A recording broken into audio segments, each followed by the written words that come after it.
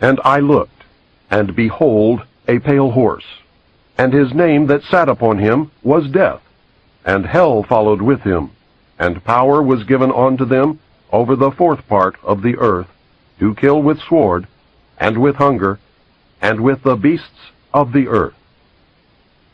Book of Revelation, chapter 6, verse 8.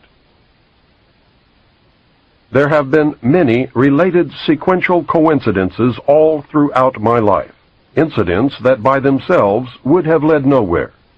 Statistically, the odds against the same or a related sequence of events happening to one individual are astronomically high. It is this series of incidents that have convinced me that God has had a hand in my life. I do not believe in fate. I do not believe in accidents. I cannot and will not accept the theory that long sequences of unrelated accidents determine world events. It is inconceivable that those with power and wealth would not band together with a common bond, a common interest, and a long-range plan to decide and direct the future of the world. For those with the resources to do otherwise would be totally irresponsible.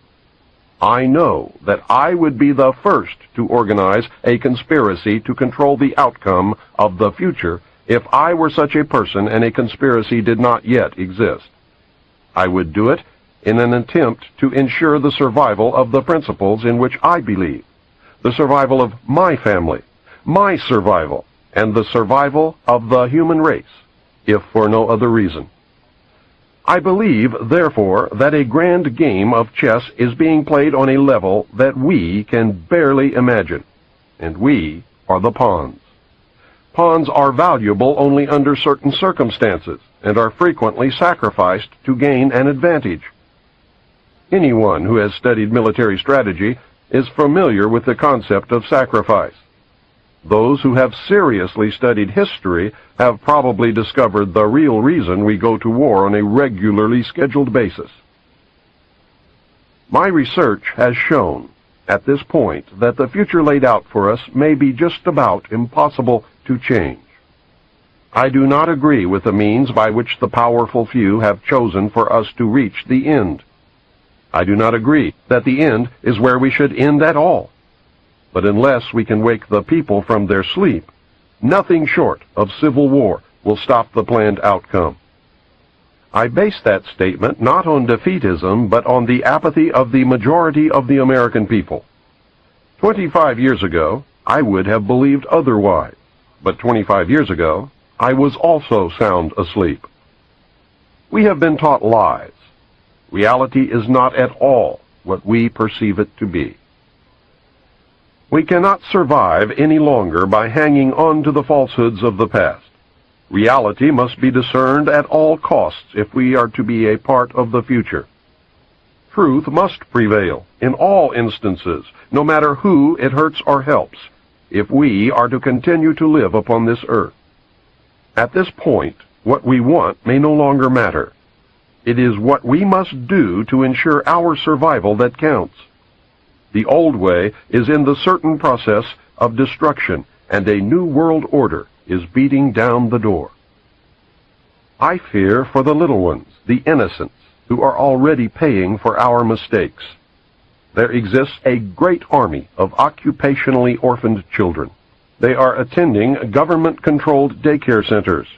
There are latchkey kids who are running wild in the streets, and the lopsided, emotionally wounded children of single welfare mothers, born only for the sake of more money in the monthly check. Open your eyes and look at them, for they are the future. In them I see the sure and certain destruction of this once proud nation. In their vacant eyes, I see the death of freedom. They carry with them a great emptiness, and someone will surely pay a great price for their suffering.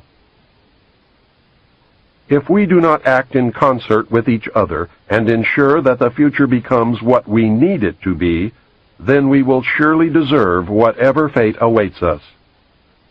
I believe with all my heart that God put me in places and in positions throughout my life so that I would be able to deliver this warning to His people.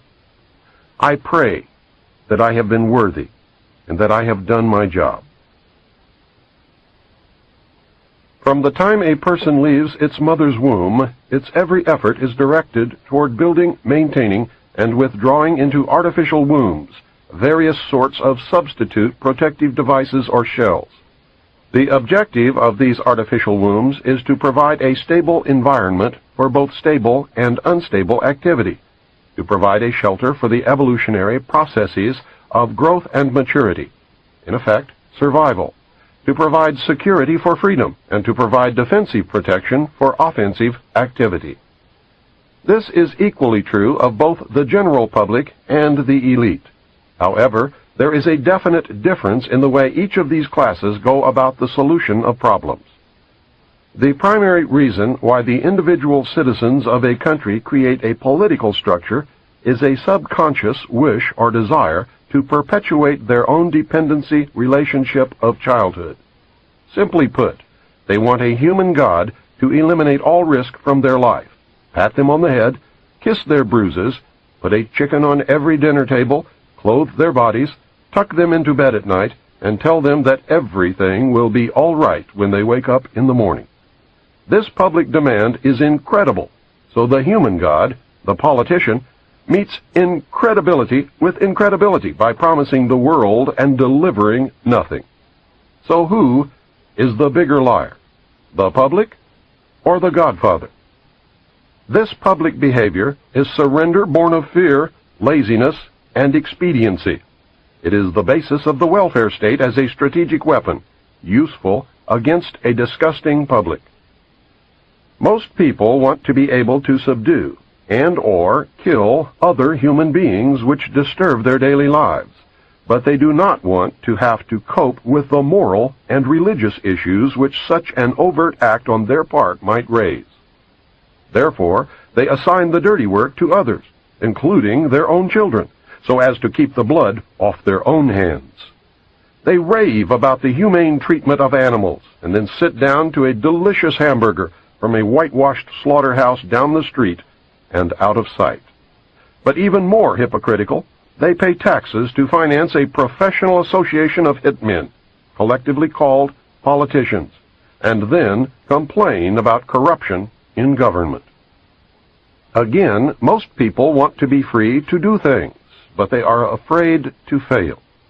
The fear of failure is manifested in irresponsibility, and especially in delegating those personal responsibilities to others where success is uncertain or carries possible or created liabilities which the person is not prepared to accept. They want authority, but they will not accept responsibility or liability, so they hire politicians to face reality for them. The people hire the politicians so that the people can, 1. Obtain security without managing it. 2. Obtain action without thinking about it. 3. Inflict theft, injury, and death upon others without having to contemplate either life or death. 4. Avoid responsibility for their own intentions.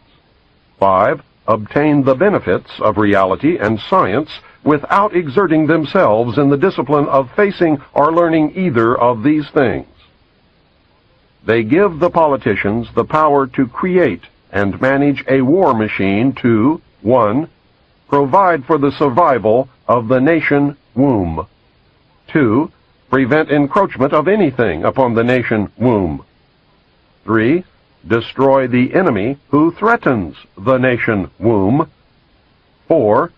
Destroy those citizens of their own country who do not conform for the sake of stability of the nation womb. Politicians hold many quasi-military jobs, the lowest being the police, which are soldiers, the attorneys and the CPAs next, who are spies and saboteurs, and the judges who shout the orders and run the closed union military shop for whatever the market will bear. The generals are industrialists. The presidential level of commander-in-chief is shared by the international bankers. The people know that they have created this farce and financed it with their own taxes, but they would rather knuckle under than be the hypocrite. Thus, a nation becomes divided into two very distinct parts, a docile subnation and a political subnation.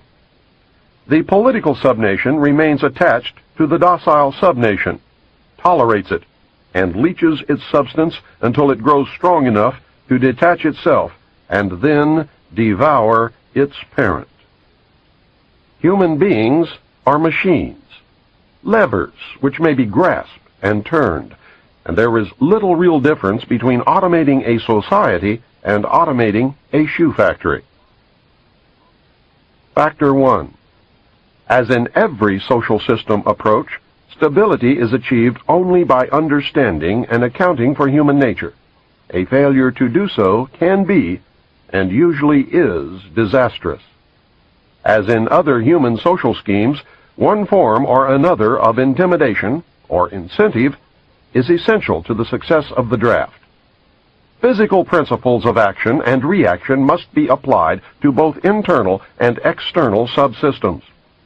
To secure the draft, individual brainwashing, programming, and both the family unit and the peer group must be engaged and brought under control. Factor 2. Father. The man of the household must be housebroken to ensure that Junior will grow up with the right social training and attitudes. The advertising media, etc., are engaged to see to it that father-to-be is compliant before or by the time he is married. He is taught that he either conforms to the social notch cut out for him, or his sex life will be hobbled, and his tender companionship will be zero. He is made to see that women demand security more than logical, principled, or honorable behavior. By the time his son must go to war, father, with jelly for a backbone, will slam a gun into Junior's hand before father will risk the censure of his peers or make a hypocrite of himself by crossing the investment he has in his own personal opinion or self-esteem. Junior will go to war, or father will be embarrassed. So Junior will go to war, the true purpose notwithstanding. Factor 3. Mother. The female element of human society is ruled by emotion first and logic second. In the battle between logic and imagination, imagination always wins. Fantasy prevails. Maternal instinct dominates, so that the child comes first and the future comes second. A woman with a newborn baby is too starry-eyed to see a wealthy man's cannon fodder or a cheap source of slave labor. A woman must, however, be conditioned to accept the transition to reality when it comes, or sooner. As the transition becomes more difficult to manage, the family unit must be carefully disintegrated, and state-controlled public education and state-operated child care centers must become more common and legally enforced so as to begin the detachment of the child from the mother and father at an earlier age. Inoculation of behavioral drugs can speed the transition for the child. Factor 4. Junior. The emotional pressure for self-preservation during the time of war and the self-serving attitude of the common herd that have an option to avoid the battlefield is all of the pressure finally necessary to propel Johnny off to war. Their quiet blackmailings of him are the threats: no sacrifice, no friends, no glory, no girlfriend. Factor 5. Sister. And what about Junior's sister? She is given all the good things of life by her father and taught to expect the same from her future husband regardless of the price. Factor 6. Cattle. Those who will not use their brains are no better off than those who have no brains. And so this mindless school of jellyfish, father, mother, son, and daughter, become useful beasts of burden or trainers of the same. So now you know. You can see every step that the elite have taken in their war to control this once great nation. You can see the steps that will be taken in the future. You can no longer pretend innocence. Your denial of the conspiracy will fall on deaf ears. This tape is part of the education that will give Americans the weapons needed in the coming months and years of hardship as the New World Order struggles to be born. Truths cannot be negated or shrugged away. The message is this: you must accept that you have been cattle, and the ultimate consequence of being cattle, which is slavery, or you must prepare to fight, and if necessary die to preserve your God-given right to freedom. History is replete with whispers of secret societies, accounts of elders or priests who guarded the forbidden knowledge of ancient peoples, prominent men meeting in secret who directed the course of civilization are recorded in the writings of all people. The oldest is the Brotherhood of the Snake, also called the Brotherhood of the Dragon, and it still exists under many different names. The Brotherhood of the Snake is devoted to guarding the secrets of the ages and to the recognition of Lucifer as the one and only true God. If you do not believe in God, Lucifer, or Satan, you must understand that there are great masses of people who do. I do not believe in racism, but millions do, and their beliefs and actions based upon those beliefs will affect me. It is clear that religion has always played a significant role in the course of these organizations. Communication with a higher source, often divine, is a familiar claim in all but a few. The secrets of these groups are thought to be so profound that only a chosen, well-educated few are able to understand and use them. These men use their special knowledge for the benefit of all mankind. At least, that is what they claim. But how are we to know, since their knowledge and actions have been secret? Fortunately, some of it has become public knowledge. Secret societies mirror many facets of ordinary life. There is always an exclusivity of membership, with the resultant importance attached to being or becoming a member. This is found in all human endeavors, even those which are not secret, such as football teams or country clubs. This exclusivity of membership is actually one of the secret society's most powerful weapons. There is the use of signs, passwords, and other tools. These have always performed valuable functions in man's organizations everywhere. The stated reason, almost always different from the real reason for the society's existence, is important. It can be anything, but is usually fraternal and is found in all pressure groups wherever people congregate. The most potent tool of any secret society is the ritual and myth surrounding initiation. These special binding ceremonies have very deep meaning for the participants.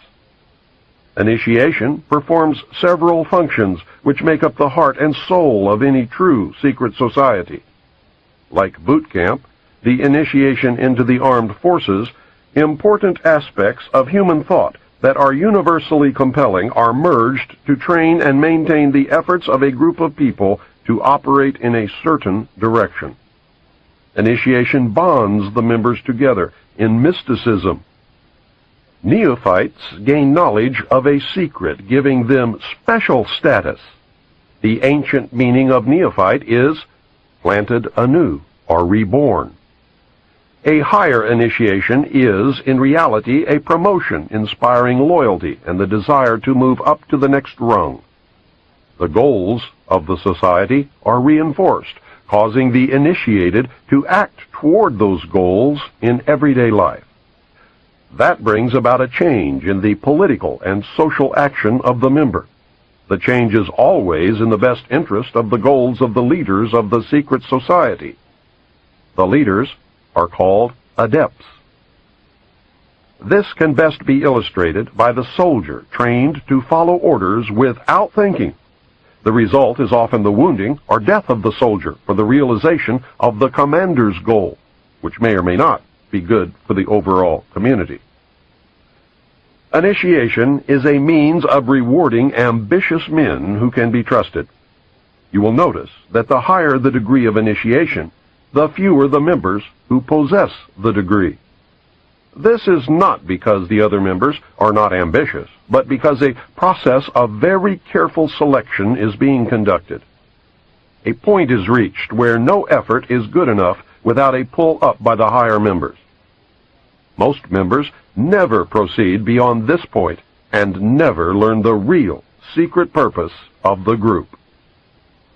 The frozen member from that point on serves only as a part of the political power base, as indeed he has always done. You may have guessed by now that initiation is a way to determine who can and cannot be trusted. A method of deciding exactly who is to become an adept may be decided during initiation by asking the candidate to spit upon the Christian cross. If the candidate refuses, the members congratulate him and tell him, "You have made the right choice, as a true adept would never do such a terrible thing." The newly initiated might find it disconcerting, however, that he or she never advances any higher. If instead the candidate spits upon the cross, he or she has demonstrated a knowledge of one of the mysteries and soon will find him or herself a candidate for the next higher level. The mystery is that religion is but a tool to control the masses. Knowledge or wisdom is their only God, through which man himself will become God. Man's desire to be one of the elect is something that no power on earth has been able to lessen, let alone destroy. It is one of the secrets of secret societies. It is what gives them a political base and lots of clout. Members often vote the same and give each other preference in daily business, legal, and social activities. It is the deepest desire of many to be able to say, "I belong to the elect." The first secret that one must know to even begin to understand the mysteries is that their members believe that there are but few truly mature minds in the world. They believe that those minds belong exclusively to them. The philosophy that follows is the classic secret society view of humanity. When a person of strong intellect is confronted with a problem which calls for the use of reasoning faculties, they keep their poise and attempt to reach a solution by garnering facts bearing upon the question.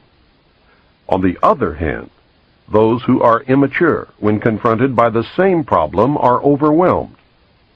While the former may be said to be qualified to solve the mystery of their own destiny, the latter must be led like a bunch of animals and taught in the simplest language.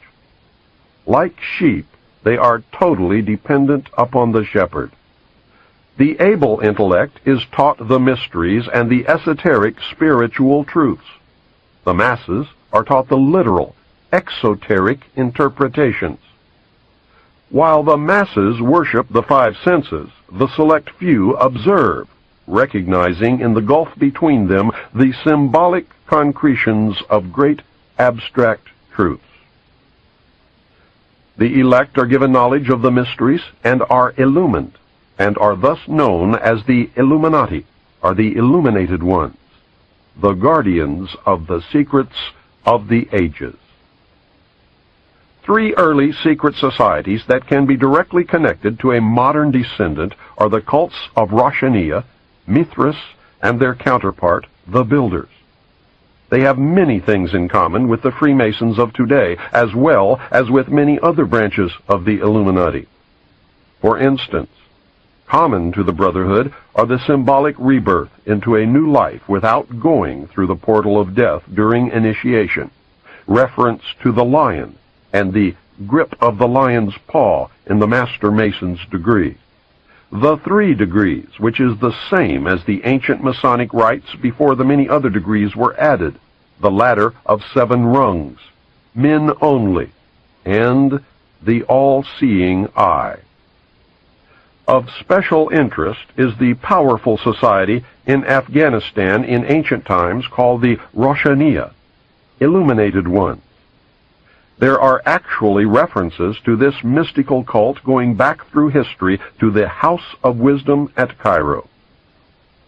The major tenets of this cult were the abolition of private property, the elimination of religion, the elimination of nation-states, the belief that illumination emanated from the Supreme Being who desired a class of perfect men and women to carry out the organization and direction of the world.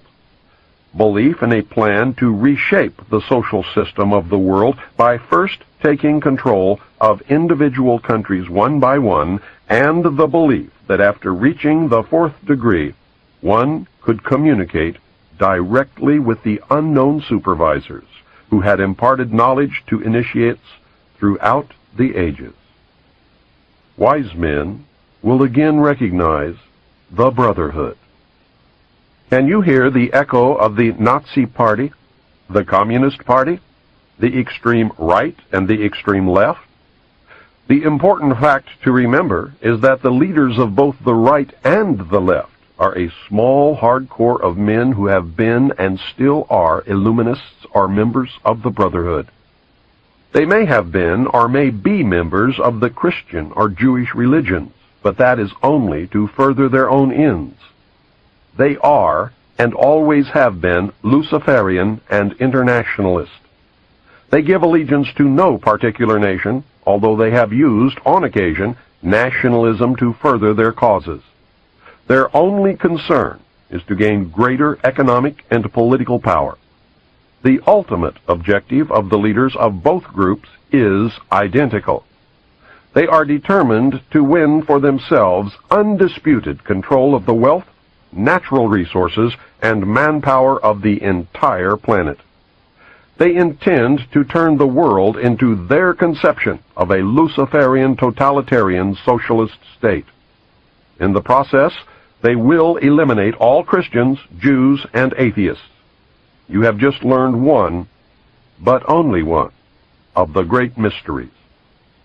I hope to show that most modern secret societies, and especially those that practice degrees of initiation, and that is the key, are really one society with one purpose.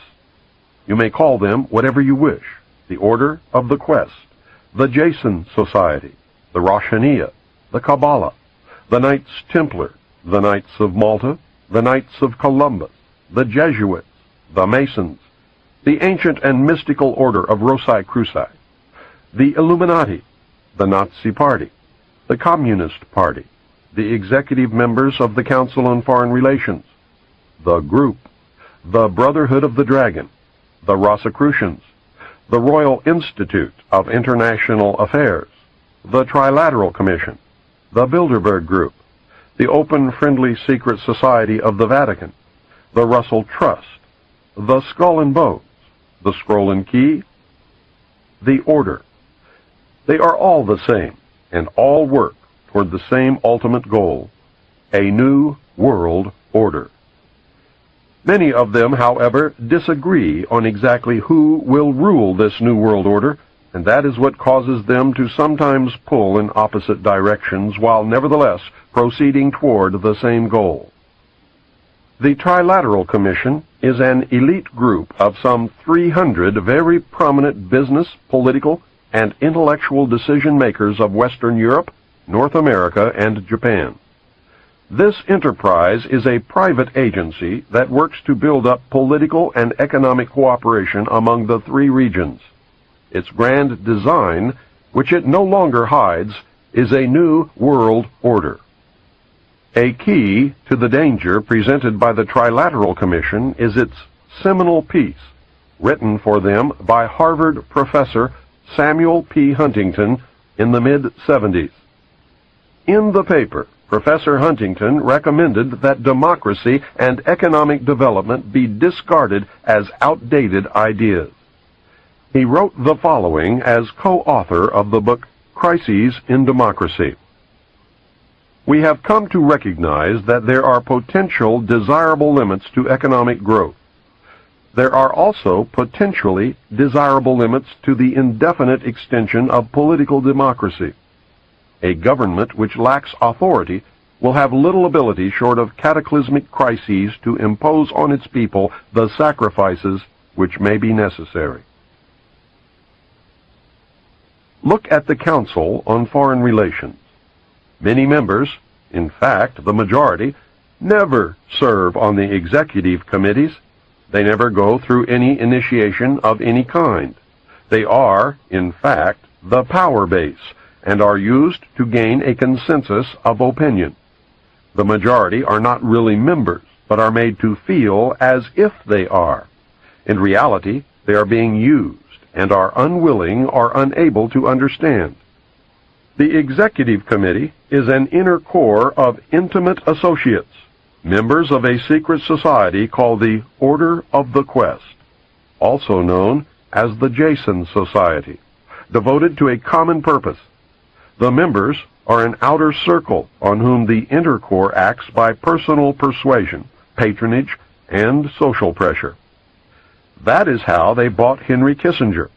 Rockefeller gave Kissinger a grant of $50,000 in the early 50s, a fortune in those days, and made dear old Henry a member of the CFR. Anyone in the outer circle who does not toe the mark is summarily expelled, and the lesson is not lost on those who remain. Do you remember the human desire to be a member of the elect? That is the principle at work. The Council on Foreign Relations has been the foremost flank of America's foreign policy establishment for more than half a century. The Council on Foreign Relations is a private organization of business executives, scholars, and political leaders that studies global problems and plays a key role in developing United States foreign policy. The CFR is one of the most powerful semi-official groups concerned with America's role in international affairs. It is controlled by an elect group of men recruited from the Skull and Bones and the Scroll and Key societies of Harvard and Yale, which are both chapters of a secret branch of the Illuminati known as Chapter 322 of the Order. The members of the Order make up the Executive Committee of the Council on Foreign Relations after undergoing initiation into the Order of the Quest, also known as the Jason Society. The Council on Foreign Relations is an offshoot sister organization to the British Royal Institute of International Affairs. Their goal is a new world order. Although it existed as a dinner club in New York, it did not take on its present power until 1921, when it merged with the Royal Institute of International Affairs and received its financial base from J.P. Morgan, the Carnegie Endowment, the Rockefeller family, and other Wall Street banking interests. The Council on Foreign Relations controls our government. Through the years, its members have infiltrated the entire executive branch, State Department, Justice Department, Central Intelligence Agency, and the top ranks of the military. Every director of the Central Intelligence Agency has been a member of the CFR. Most presidents since Roosevelt have been members. The members of the CFR dominate ownership of the press, and most, if not all, of America's top journalists are members. The CFR does not conform to government policy. The government conforms to CFR policy. I read top-secret documents while with Naval Intelligence that stated that President Eisenhower had appointed 6 of the Executive Committee members of the CFR to sit on the panel called Majesty 12, also known as Majority 12 for security reasons. Majesty 12 is the secret group that is supposed to control extraterrestrial information and projects. The document stated that Eisenhower had also appointed 6 members from the executive branch of government who were also members of the CFR. The total membership of Majesty 12 was 19, including Dr. Edward Teller and the 6 members from the Jason Scientific Group. Again, whether this is true or disinformation depends solely upon the existence of aliens. The CFR is a secret society in that it forbids the taking of notes or the publishing of minutes of its meetings. Any member who divulges the subject or any part of any conversation or talk that took place during a meeting is terminated. The goal of the Council on Foreign Relations is a new world order. Remember, never worship a leader.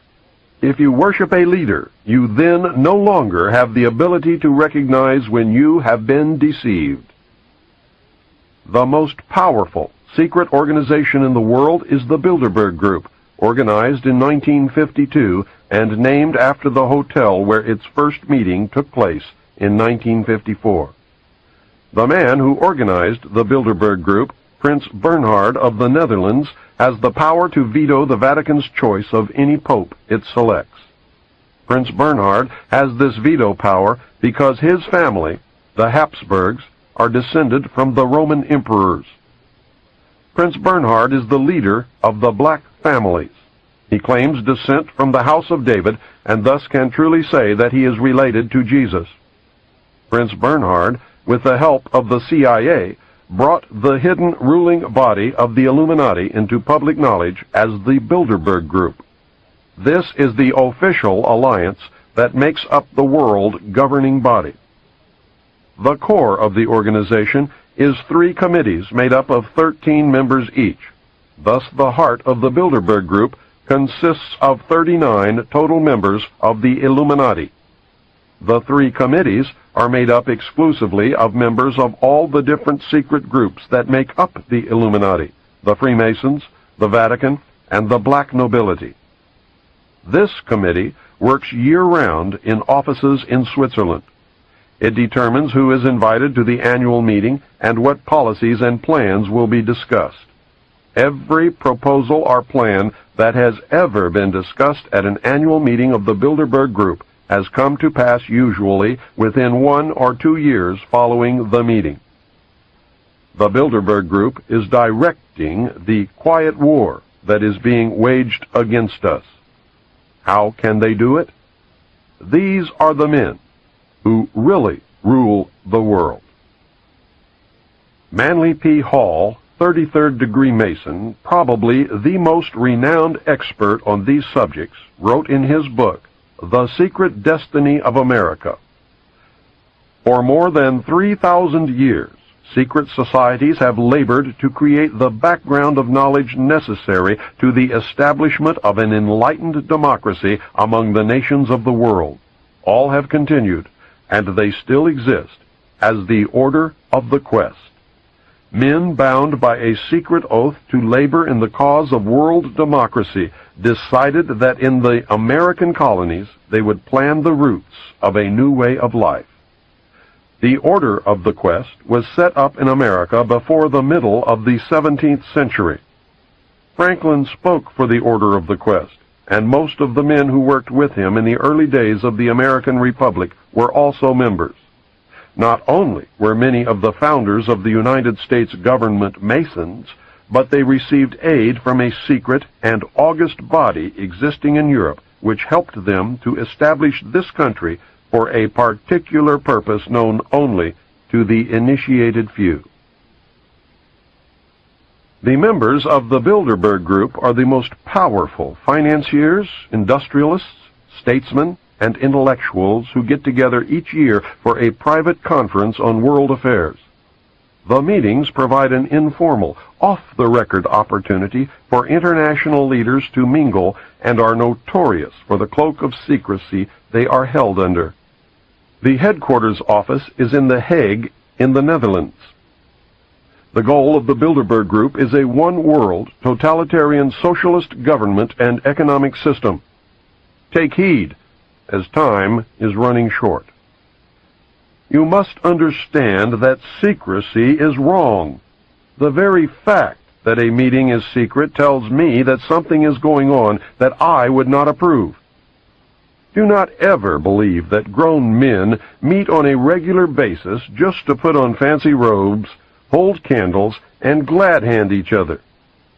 George Bush, when he was initiated into the Skull and Bones, did not lie naked in a coffin with a ribbon tied around his genitalia and yell out the details of all his sexual experiences because it was fun. He had much to gain by accepting initiation into the order, as you can now see. These men meet for important reasons, and their meetings are secret because what goes on during the meetings would not be approved by the community. The very fact that something is secret means there is something to hide. John Robison wrote Proofs of a Conspiracy in 1798, and I believe he said it best in the following passage. Nothing is so dangerous as a mystic association. The object remaining a secret in the hands of the managers, the rest simply put a ring in their own noses, by which they may be led about at pleasure, and still panting after the secret, they are the better pleased the less they see of their way. A mystical object enables the leader to shift his ground as he pleases, and to accommodate himself to every current fashion or prejudice. This again gives him almost unlimited power, for he can make use of these prejudices to lead men by troops. He finds them already associated by their prejudices and waiting for a leader to concentrate their strength and set them in motion. And when once great bodies of men are set in motion, with a creature of their fancy for a guide, even the engineer himself cannot say, "Thus far shalt thou go, and no farther." Is the common man really as stupid as the elite seem to believe? If he is, then maybe the average citizen is better off ignorant, being manipulated this way and that whenever the elite deem it necessary. We will discover the answer very quickly when the common man finds that his e-ticket to Fantasyland has just expired. I hope I have shown you the role of secret societies and groups within the world power structure. I hope you can see how these groups gain and keep power. You should have some understanding of how, operating in secrecy and infiltrating every level of government and vital industry, including the press, the elect manipulate the people and nations of the world toward any direction desired. I hope you caught on to the fact that the secret power structure is toward a totalitarian socialist state or fascism. It is not the Nazis, as they were a product of this power structure. It is not the Jews, although some very wealthy Jews are involved. It is not the communists, as they fit the same category as the Nazis. It is not the bankers, but they do play an important role. I also hope that you are beginning to look inside yourself to see if their reality fits. Are you getting the message? This is the end of Side 1. Please fast forward the cassette to the end and turn over to play Side 2.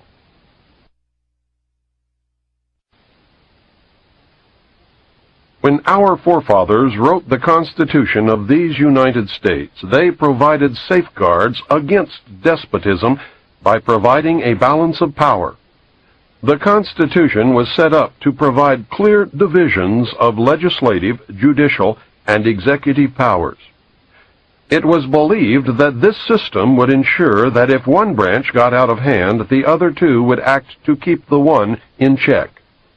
This balance of power was predicated upon the assumption that none of the three branches could or would infringe upon the power of the others.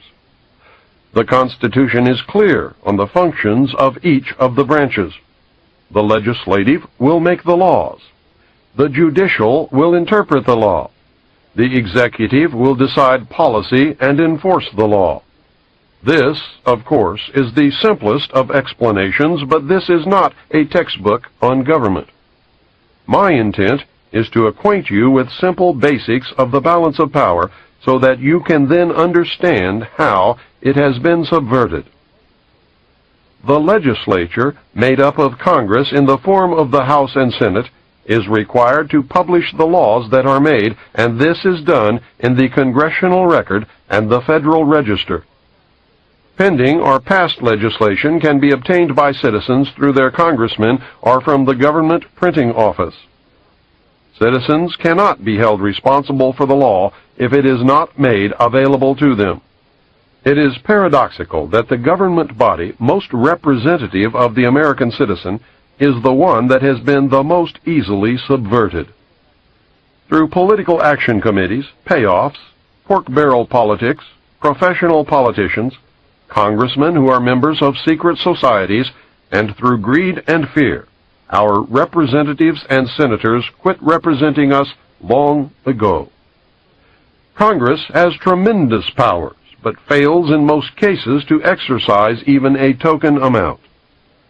How is it that our legislature has allowed and at times encouraged the executive branch to write law? You probably did not know that the President and others in the executive branch of the government can and do write law. This is done in the form of presidential executive orders, National Security Council memos, National Security Decision directives, and National Security directives. NSC memos were broad policy papers in the days after passage of the National Security Act. NSC memos became narrower and more specific over the years, and the name has varied. Under Kennedy, they were called National Security Action Memorandums. President Bush changed the name to National Security Directives. There is a tremendous difference between presidential executive orders, NSC memos, and National Security Decision directives. Presidential executive orders are listed in the Federal Register, or presidential findings which are made known to the House and Senate Intelligence Committees.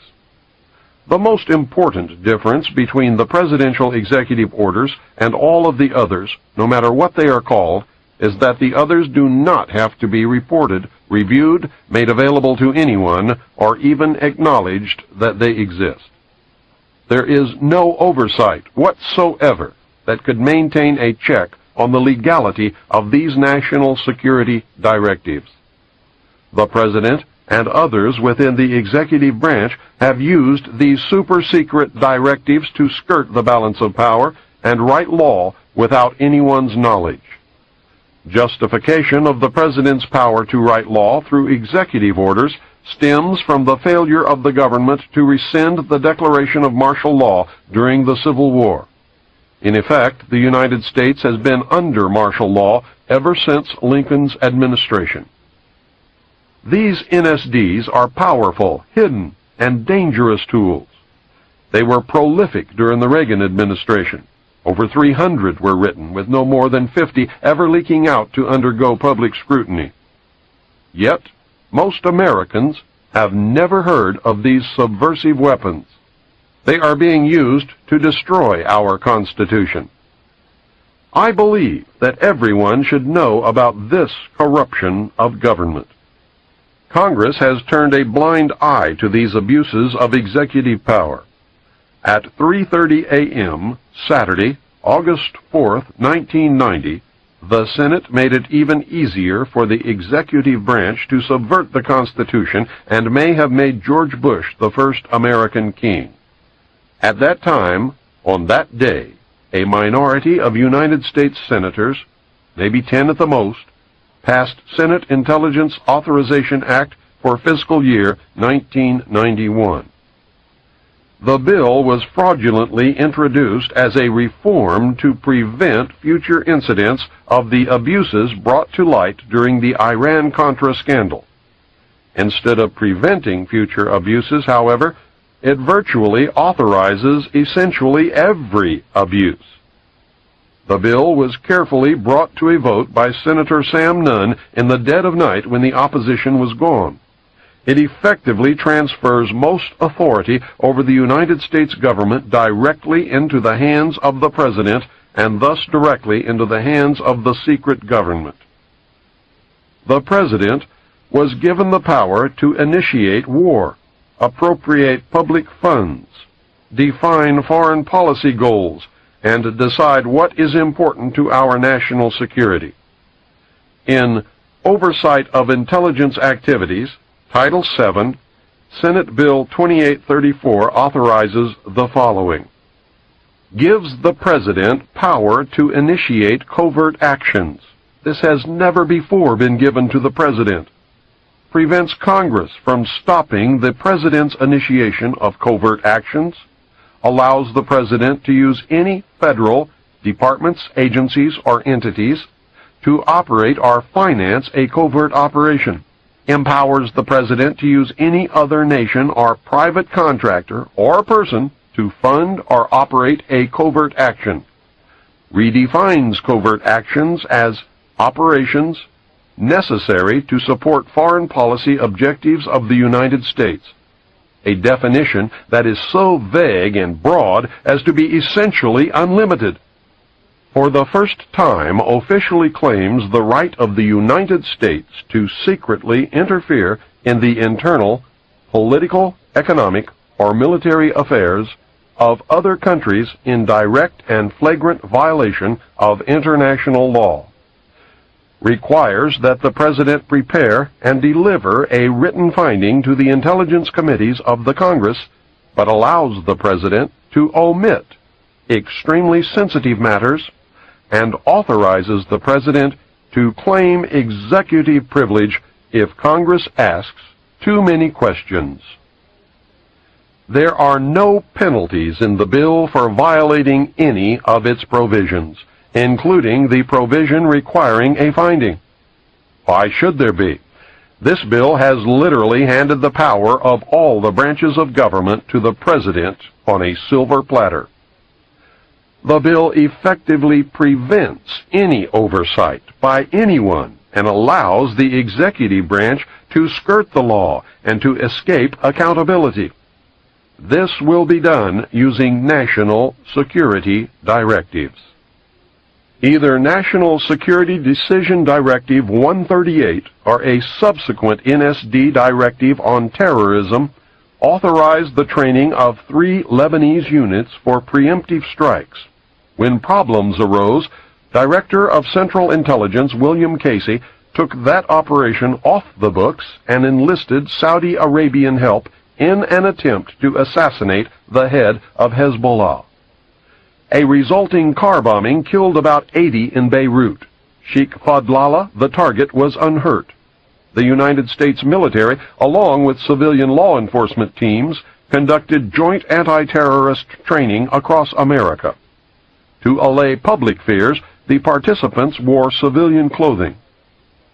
NSD directives have become the de facto legislative vehicle of the national security state. It has become known through the research of Susan Fitzgerald, a research consultant at the Fund for Constitutional Government in Washington, who has collected declassified NSD directives, that many were released without the White House letterhead at the top of the page and without the President's signature at the bottom.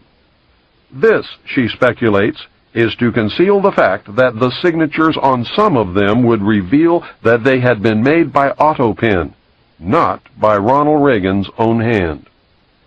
That should give you a taste of what we are up against.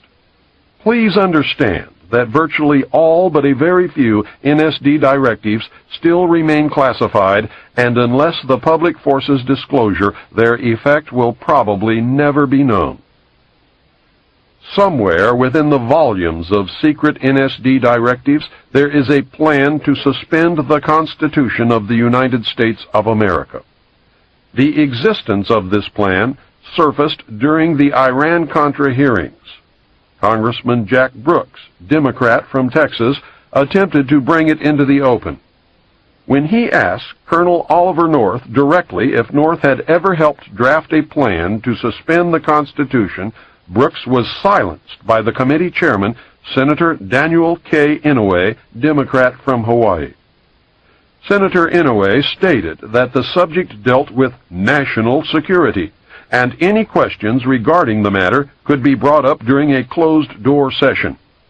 We never learned the outcome. I would like to know who gave anyone in any branch of government with any title the right to suspend the Constitution at any time, for any reason, under any conditions. I believe the plan to suspend the Constitution is directly tied to the underground facility called Mount Weather and to the Federal Emergency Management Agency known as FEMA. Mount Weather is so shrouded in secrecy that 99.9% of Americans have never heard of it. FEMA, however, is another story. Remember Hurricane Hugo? Remember the federal agency FEMA that was sent to handle the emergency and was thrown out by the citizens because of gross incompetence? FEMA was incompetent because emergency management is just a guise for its real purpose, which is to take over local, state, and federal government in case of a national emergency. The only way FEMA could do such a thing is if the Constitution were suspended and martial law were to be declared. Therefore, its very existence is proof positive that a plan to suspend the Constitution does, in fact, exist.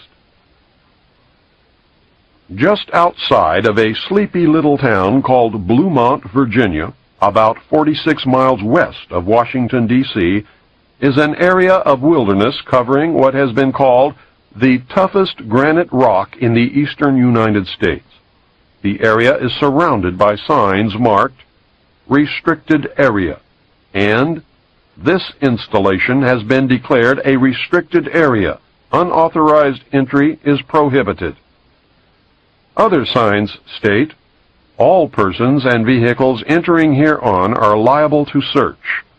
Photographing, making notes, drawings, maps, or graphic representations of this area or its activities is prohibited. Such material found in the possession of unauthorized persons will be confiscated. Internal Security Act of 1950. The installation is beneath a mountain, and its name is the Western Virginia Office of Controlled Conflict Operations. Its nickname is Mount Weather. It was ordered to be built by the Federal Civil Defense Administration, which is now the Federal Preparedness Agency. Mount Weather was designed in the early 50s as part of a civil defense program to house and protect the executive branch of the federal government. The official name was the Continuity of Government Program. Congress has repeatedly tried to discover the real purpose of Mount Weather, but so far has been unable to find out anything about this secret installation.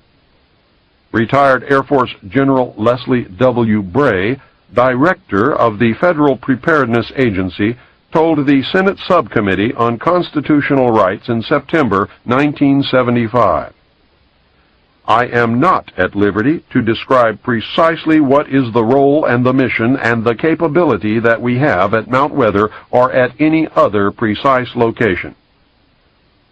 In June 1975, Senator John Tunney, Democrat from California, chairman of the Subcommittee on Constitutional Rights, charged that Mount Weather held dossiers on at least 100,000 Americans.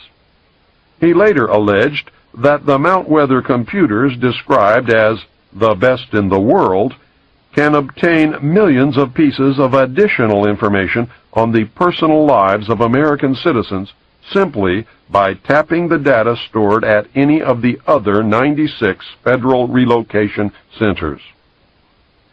I know from my stint with the Office of Naval Intelligence that these dossiers consist of information collected about American patriots, men and women who are most likely to resist the destruction of our Constitution and the formation of the totalitarian police state under the New World Order.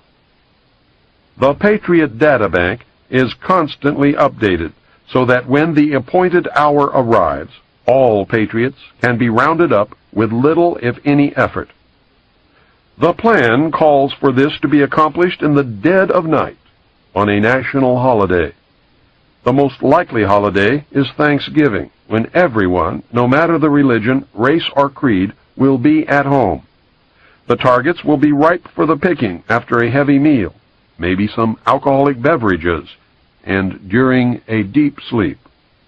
There is a traitor in the Patriot movement who provides the secret government with accurate names and addresses of patriots who will fight to protect and defend the Constitution.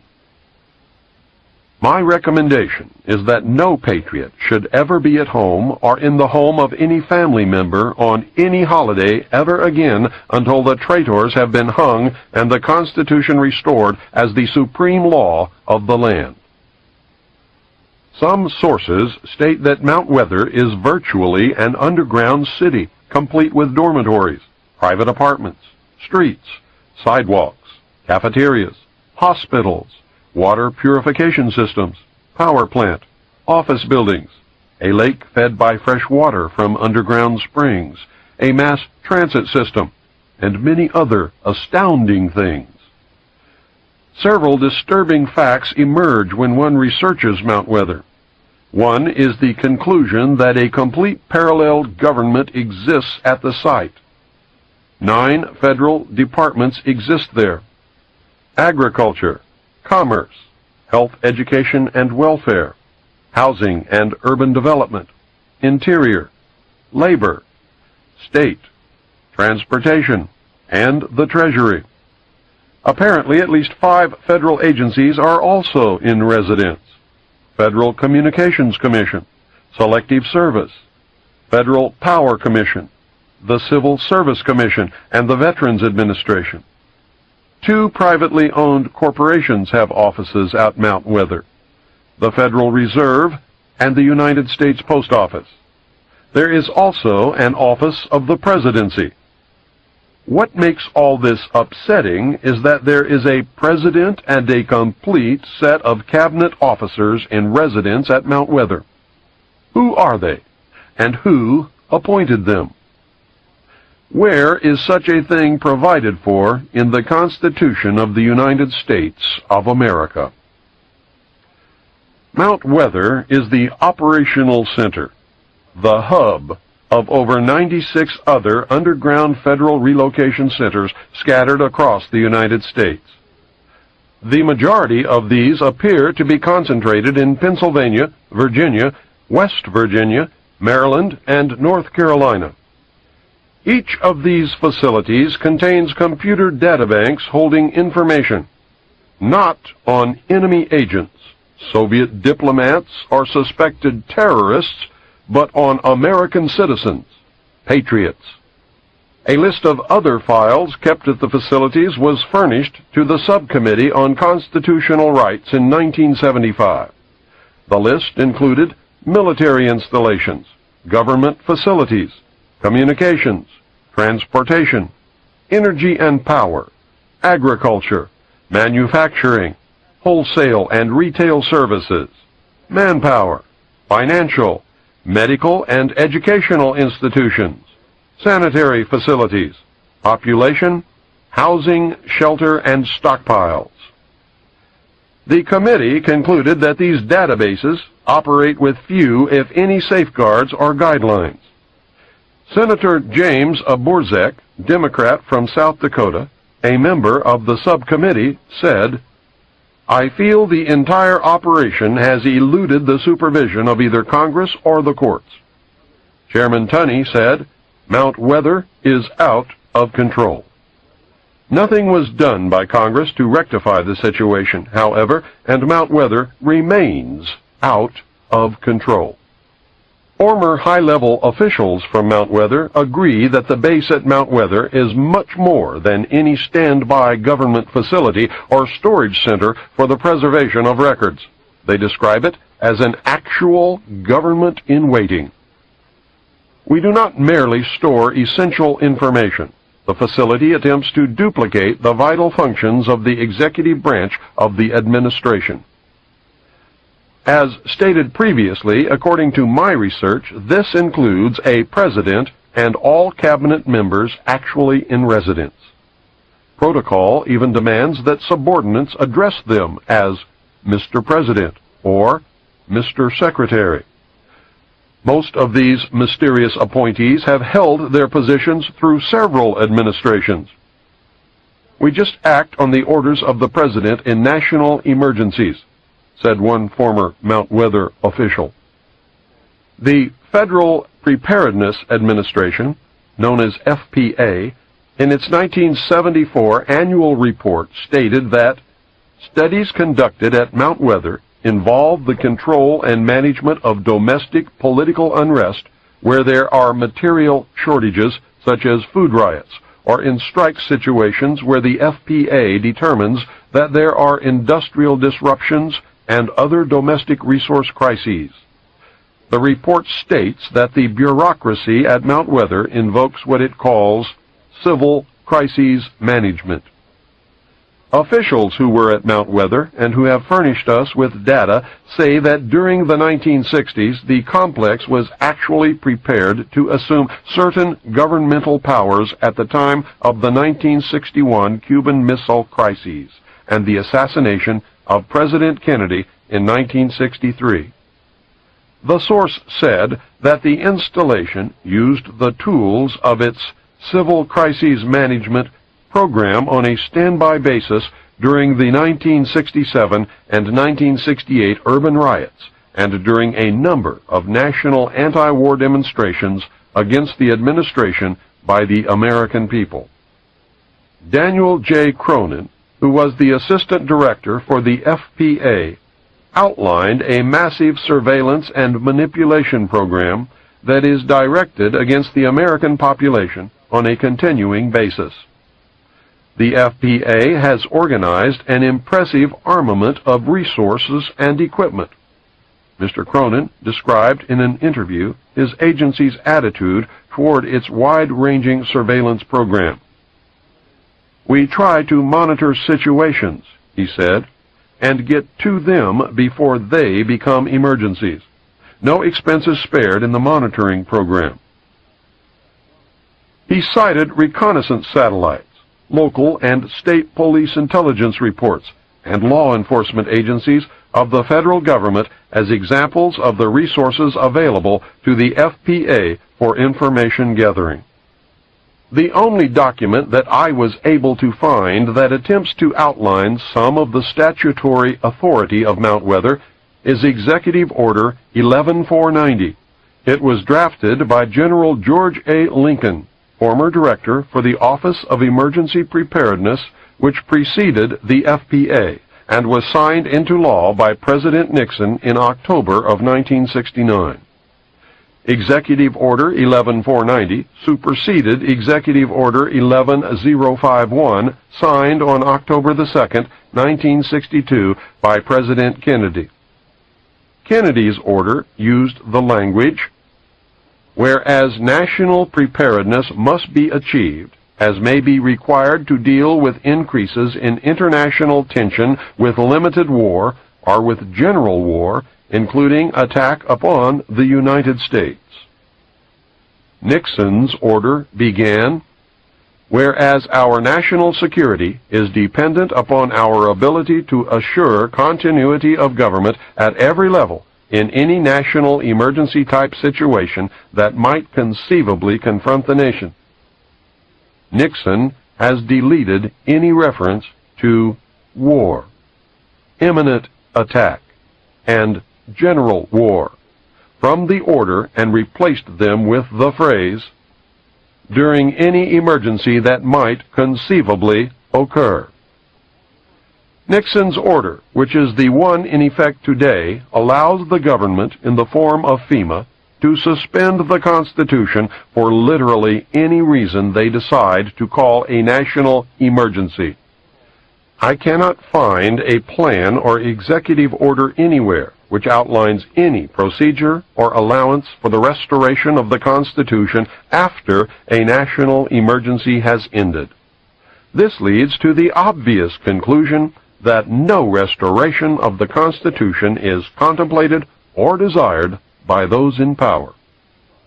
In 1975, Senator Tunney expressed concern when he said, "We know from what we've heard in the press that 15,000 names were being maintained by the Federal Bureau of Investigation for detention in an emergency.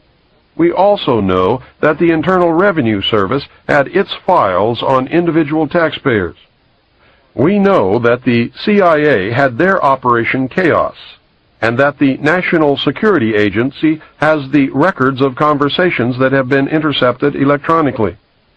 My question is this: is there anyone like yourself, General Bray, that is in control of the overall access to this data if it is maintained in a relocation site? And your answer, as I understood it, is no. Then he continued, General Bray, I must say that I still don't know who's in control of these relocation centers.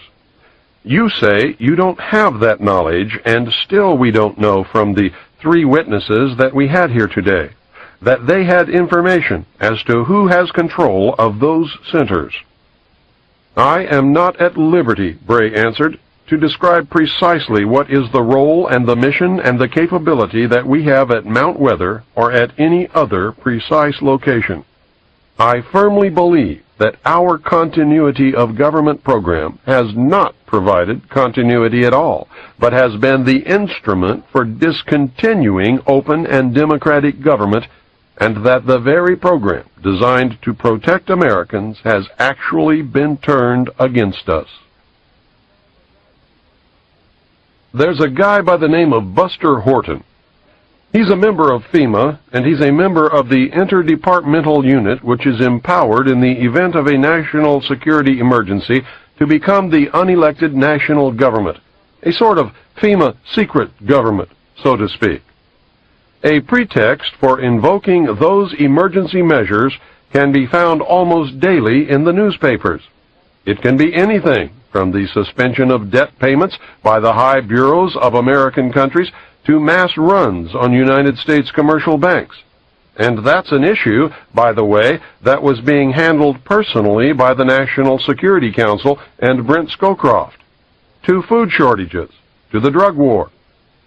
The whole bit, anything, any disaster emergency declared at all, even including the oil spill from the Exxon tanker in Alaska. If the President had declared a national emergency, that could have triggered it. Any instability in the Middle East. Anything, in fact. And they've already tested their capabilities in April 1984 with Rex 84A, and that was designed to test the readiness of the United States civilian and military agencies to respond to serious national security crises. Now, the executive order that will implement this, the Executive Order 11051, details responsibilities to the Office of Emergency Planning, or FEMA. It gives authorization to put all executive orders into effect in times of national emergency declared by the President, increased international tension, or economical or financial crises. Note that it covers domestic crises but does not even mention war or nuclear attack. Now, the only thing that has to happen for FEMA to be able to implement all the executive orders, emergency executive orders, is for the President to declare a national emergency of any type, as long as it's a national emergency. Executive Order 10995 provides for the takeover of the communications media. Executive Order 10997 provides for the takeover of all electric, power, petroleum, gas, fuels, and minerals. Executive Order 10988 provides for the takeover of food resources and farms. Executive Order 10999 provides for the takeover of all modes of transportation, control of highways, seaports, and etc. Executive Order 11000 provides for mobilization of all civilians into work brigades under the government supervision. Executive Order 11001 provides for governmental takeover of all health, education, and welfare functions. Executive Order 11002 designates the Postmaster General to operate a national registration of all persons.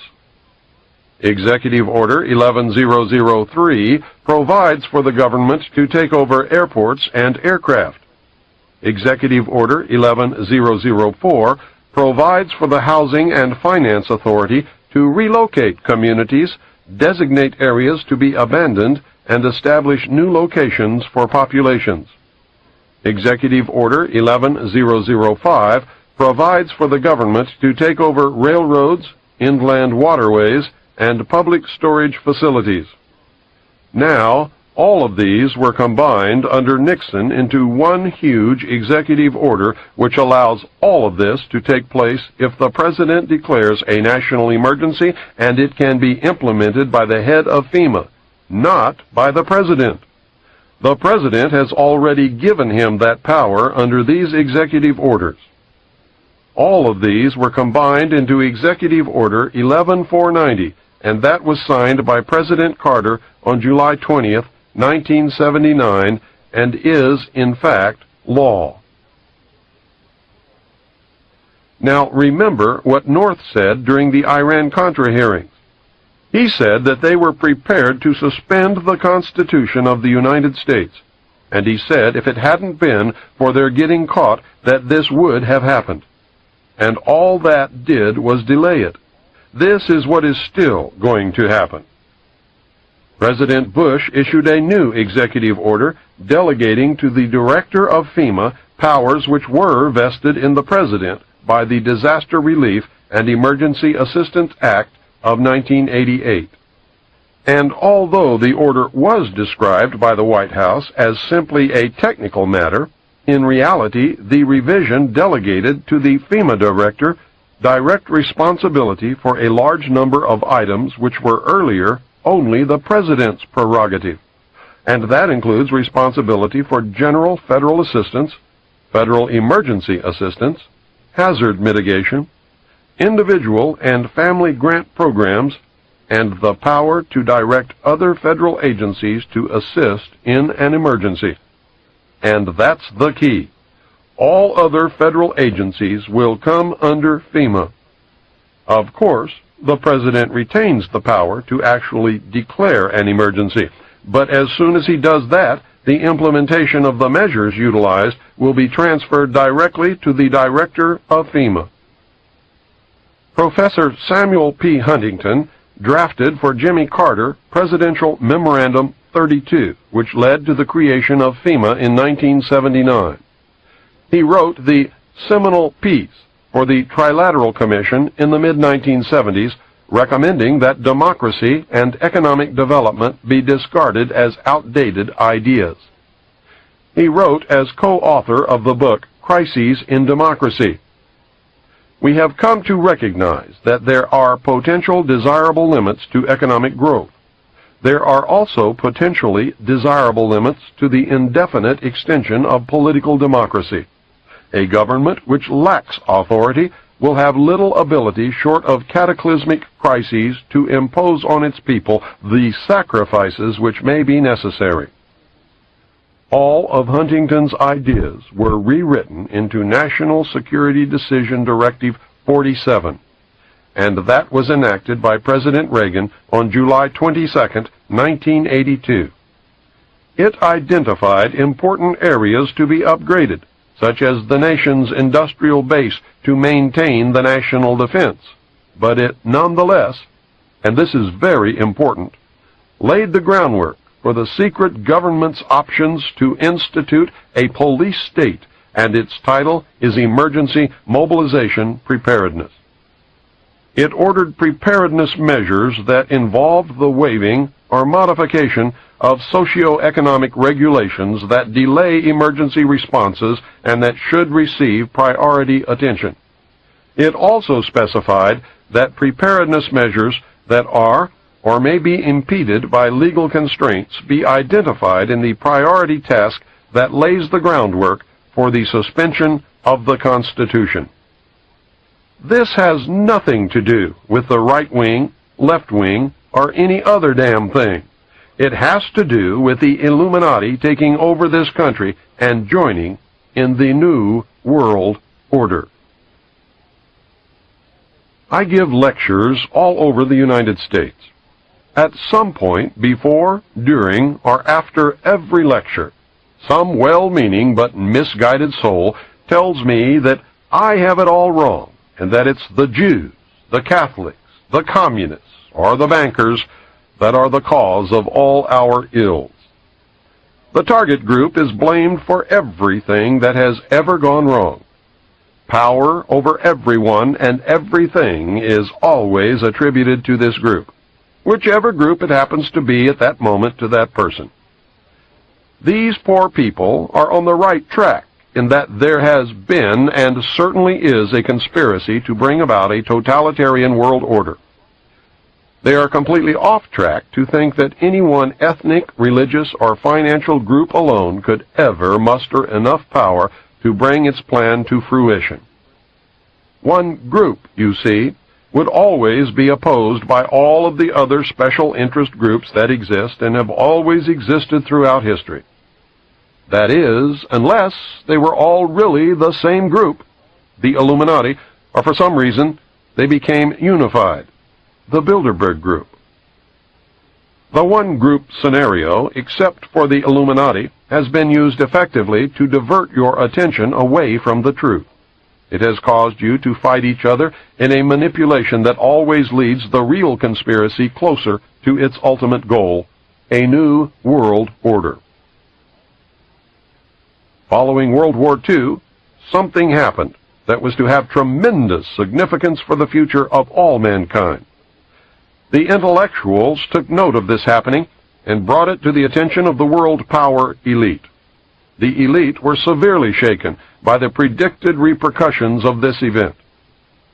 They were told that by or shortly after the year 2000, the total collapse of civilization as we know it and the possible extinction of the human race could occur. It could occur, that is, if we did not destroy the earth with nuclear weapons before then.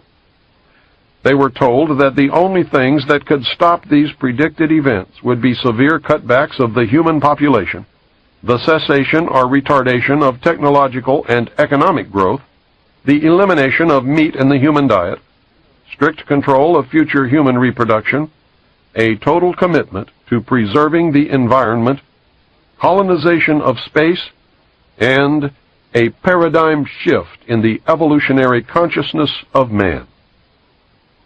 Those in power immediately formed an alliance and set about bringing the recommended changes to fruition through propaganda, mind control, and other manipulations of the masses.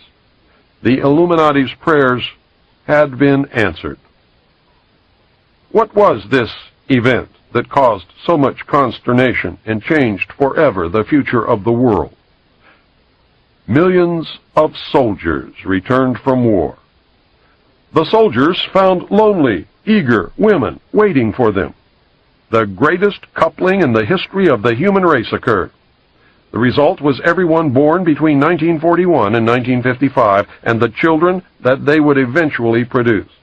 It was me, and you, and everyone who lives today. It was the great worldwide baby boom. It was the culmination of all men's efforts to survive through history.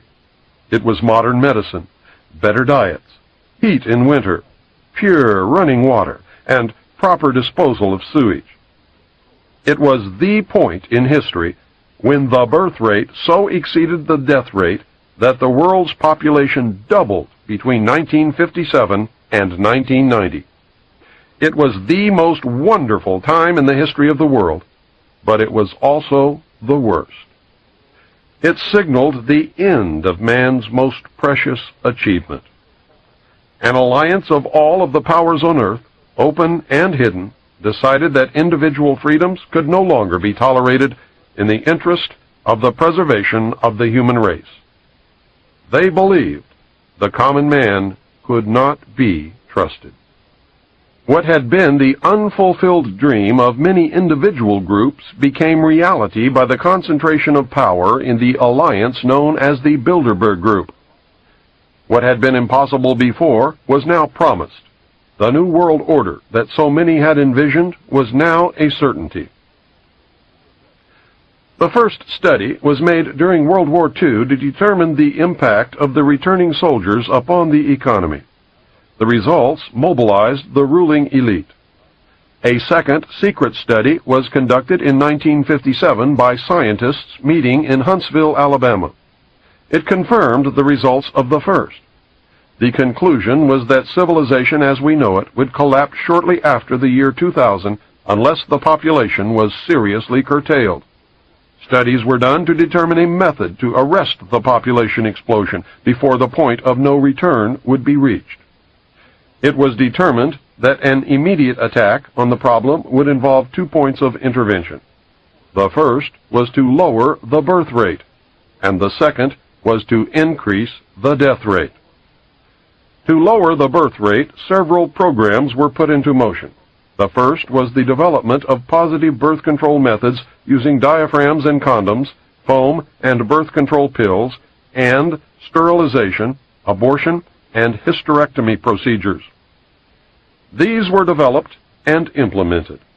The women's liberation movement was started with the demand for free abortions, using pro-choice as its rallying cry. Homosexuality was encouraged, and gay liberation was born. Homosexuals do not have children. Zero population growth became a hot subject at cocktail parties.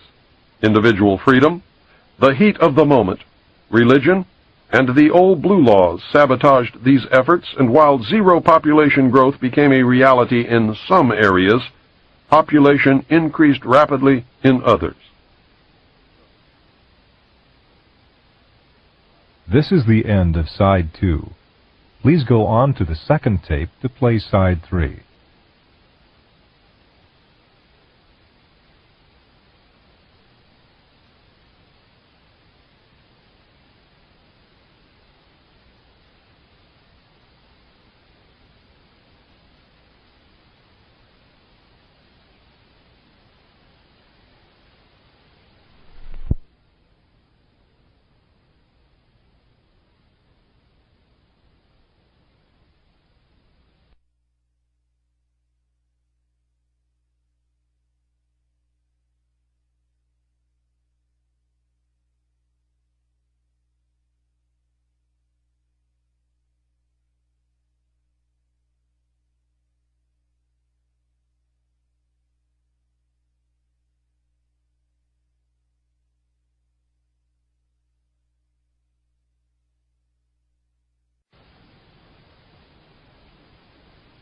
The only alternative left to the world's ruling elite was to increase the death rate.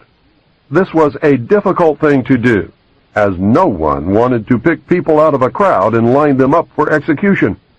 Neither did they relish the possible consequences of an enraged public upon discovering that they were being systematically murdered. Of course, a very short but very deadly global war using nuclear weapons upon select population concentrations was contemplated, and to tell you the truth, was not ruled out. The fact that such a population control was even contemplated confirmed the worst fears of those who had participated in the 1957 study. War was put on the back burner to simmer, but may become a reality. In the meantime, something else had to be done that would absolve the decision-makers of guilt and place the blame on those who did not lead clean lives. Something that could be blamed upon Mother Nature. What was needed was the bubonic plague or some other horrible but natural disease.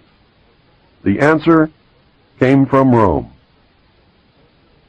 Several top-secret recommendations were made by Dr. Aurelio Pacelli of the Club of Rome. He advocated that a plague be introduced that would have the same effect as the famous Black Death of history. The chief recommendation was to develop a microbe which would attack the autoimmune system and thus render the development of a vaccine impossible. The orders were given to develop the microbe and to develop a prophylactic and a cure. The microbe would be used against the general population and would be introduced by vaccine. The prophylactic was to be used by the ruling elite. The cure will be administered to the survivors when it is decided that enough people have died. The cure will be announced as newly developed when in fact it has existed from the beginning. This plan is a part of Global 2000. Funding was obtained from the United States Congress under House Bill 15090 passed in 1969, where $10 million was given to the Department of Defense's 1970 budget. Testimony before the Senate committee revealed that they intended to produce a synthetic biological agent, an agent that does not naturally exist and for which no natural immunity could have been acquired. Within the next 5 to 10 years, it would probably be possible to make a new infective microorganism which could differ in certain important aspects from any known disease-causing organisms.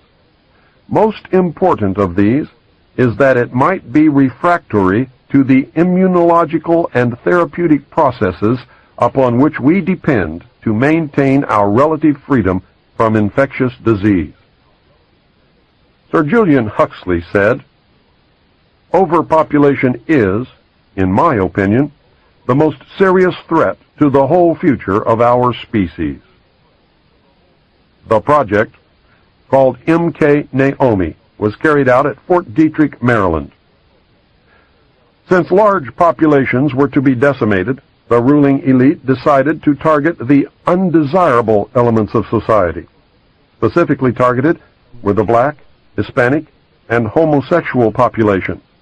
The poor homosexuals were encouraged on the one hand and scheduled for extinction on the other.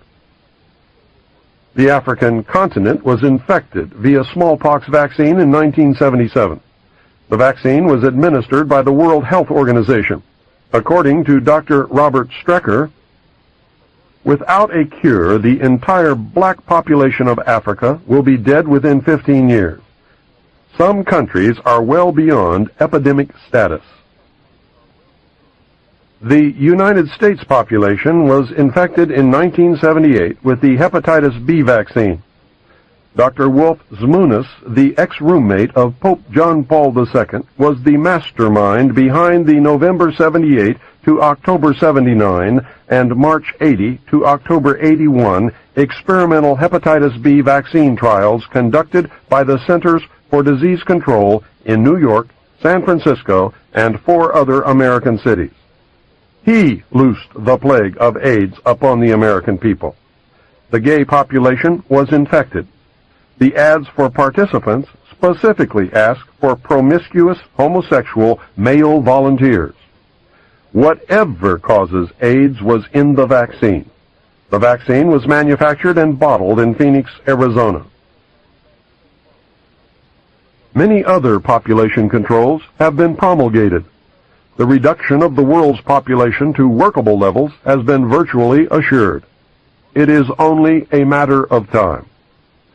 The problem will be to curtail further human reproduction beyond approved levels.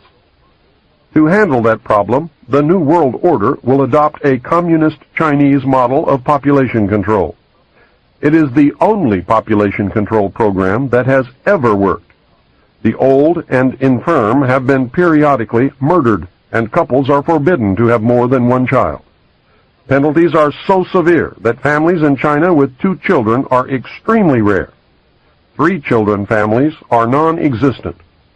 A surprising byproduct is that Chinese children as a group are treated better than any other national grouping of children in the world, including the United States. Tobacco fields in the United States have been fertilized with the radioactive tailings from uranium mines, resulting in a tremendous increase in the incidence of lip, mouth, throat, and lung cancer.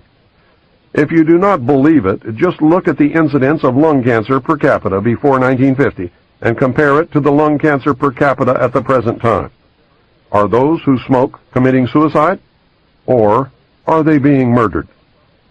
We have watched the news in horror as story after story unfolded, revealing that the Army and the Central Intelligence Agency had released germs and viruses into the population to test their biological warfare capability.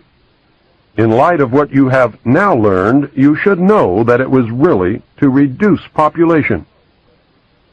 It is a matter of public record that investigations into cover-ups of radioactive leaks into the atmosphere and into groundwater have revealed that some leaks were not accidental, but were purposeful. Some areas of the country now have such a high rate of cancer that virtually everyone who lives in these areas will die other than a natural death.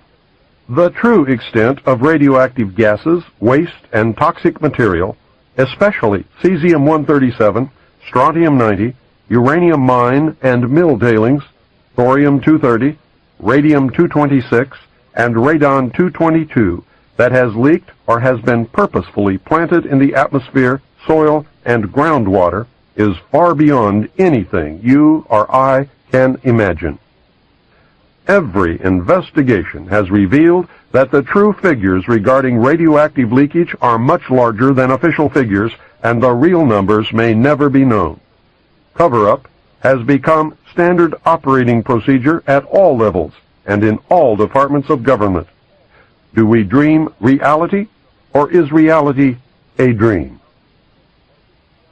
The New World Order will eliminate the population threat in several ways. Complete control of individual behavior may be established using electronic or chemical implants. No one will be allowed to have a child without permission. Stiff penalties wait for those who ignore the law. The violent, the old, the infirm, the handicapped, and the unproductive will be killed. Private property will be abolished. Since religion helped to create the population problem, it will not be tolerated except for the approved state-controlled religion, which will evolve according to man's needs. Man cannot be trusted to safeguard what little is left in the way of natural resources. Technological development and economic growth will be severely cut back. Man will be required to live like his ancestors. Those who learn to be self-sufficient and can adapt to the absence of many of the things that we take for granted today, such as automobiles, will get along fine. Others will suffer terribly. Man will once again conform to the law of the survival of the fittest. No one is going to like the loss of individual freedoms guaranteed us by the Constitution and the Bill of Rights. I do not like or agree with what is planned. Intellectually, I know that people will not solve the problems that we face unless they are made to do it. That is a sad commentary on the common man, but nevertheless it is true. The New World Order is evil, but very much needed if man is to survive long enough to plant his seed amongst the stars. A paradigm shift and starseed are the only legitimate long-term answers. This is why we have all been so wrong for so long. It never was what we thought it was. Nothing is or ever will be until we learn to live in reality instead of fantasyland. A paradigm shift in the evolutionary consciousness of man must take place. Right or wrong, the world is covered with agents of the Illuminati who are attempting to cause that evolutionary jump. We have not been taken into their confidence. It is true that without the population or the bomb problem, the elect would use some other excuse to bring about the New World Order. They have plans to bring about things like earthquakes, war, the Messiah, an extraterrestrial landing, and economic collapse. They might bring about all of these things just to make damn sure that it does work. They will do whatever is necessary to succeed. The Illuminati has all the bases covered, and you are going to have to be on your toes to make it through the coming years. We must learn to accept individual responsibility for the world's problems or be willing to live by the terms of those who do. We must learn to love one another, share, deplore violence, and work with nature, not against it. We must do all of this while colonizing the universe.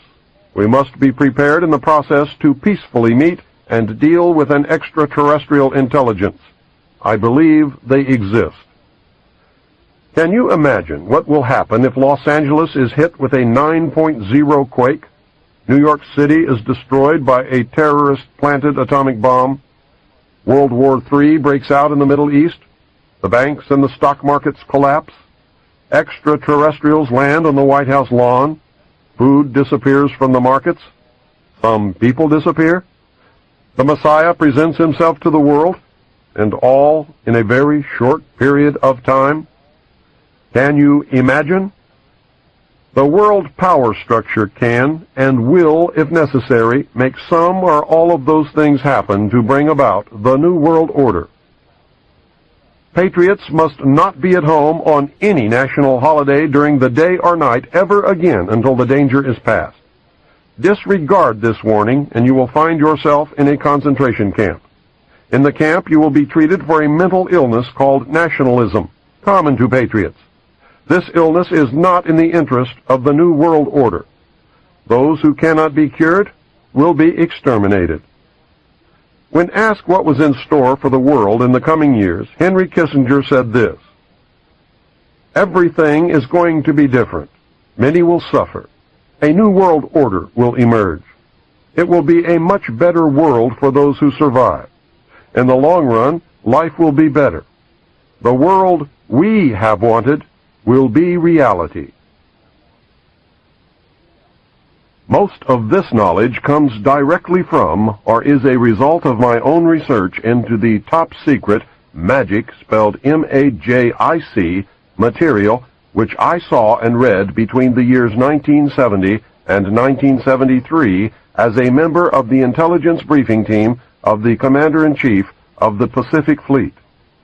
Since some of this information was derived from sources that I cannot divulge for obvious reasons, and from published sources which I cannot vouch for, this must be termed a hypothesis. I firmly believe that if aliens are real, this is the true nature of the beast. It is the only scenario that has been able to bind all the diverse elements. It is the only scenario that answers all the questions and places the various fundamental mysteries in an arena that makes sense. It is the only explanation which shows the chronology of events and demonstrates that the chronologies, when assembled, match perfectly. The bulk of this I believe to be true if the material that I viewed in the Navy is authentic. During the years following World War II, the government of the United States was confronted with a series of events which were to change beyond prediction its future, and with it the future of humanity. These events were so incredible that they defied belief. A stunned President Truman and his top military commanders found themselves virtually impotent after having just won the most devastating and costly war in history. The United States had developed, used, and was the only nation on Earth in possession of the atomic bomb. This new weapon had the potential to destroy any enemy, and even the Earth itself. At that time, the United States had the best economy, the most advanced technology, the highest standard of living, exerted the most influence, and fielded the largest and most powerful military forces in history. We can only imagine the confusion and concern when the informed elite of the United States government discovered that an alien spacecraft piloted by insect-like beings from a totally incomprehensible culture had crashed in the desert of New Mexico. Between January 1947 and December 1952, at least 16 crashed or downed alien craft, 65 alien bodies, and 1 live alien were recovered. An additional alien craft had exploded, and nothing was recovered from that incident. Of these events, 13 occurred within the borders of the United States, not including the craft which disintegrated in the air. Of these 13, 1 was in Arizona, 11 were in New Mexico, and 1 was in Nevada. 3 occurred in foreign countries. Of those, 1 was in Norway, and the last 2 were in Mexico. Sightings of UFOs were so numerous that serious investigation and debunking of each report became impossible, utilizing the existing intelligence assets. An alien craft was found on February the 13th, 1948, on a mesa near Aztec, New Mexico. Another craft was located on March 25th, 1948, in White Sands Proving Ground. It was 100 feet in diameter. A total of 17 alien bodies were recovered from those 2 craft. Of even greater significance was the discovery of a large number of human body parts stored within both of these vehicles. A demon had reared its head, and paranoia quickly took hold of everyone then in the know. The secret lid immediately became a top-secret lid and was screwed down tight. The security blanket was even tighter than that imposed upon the Manhattan Project.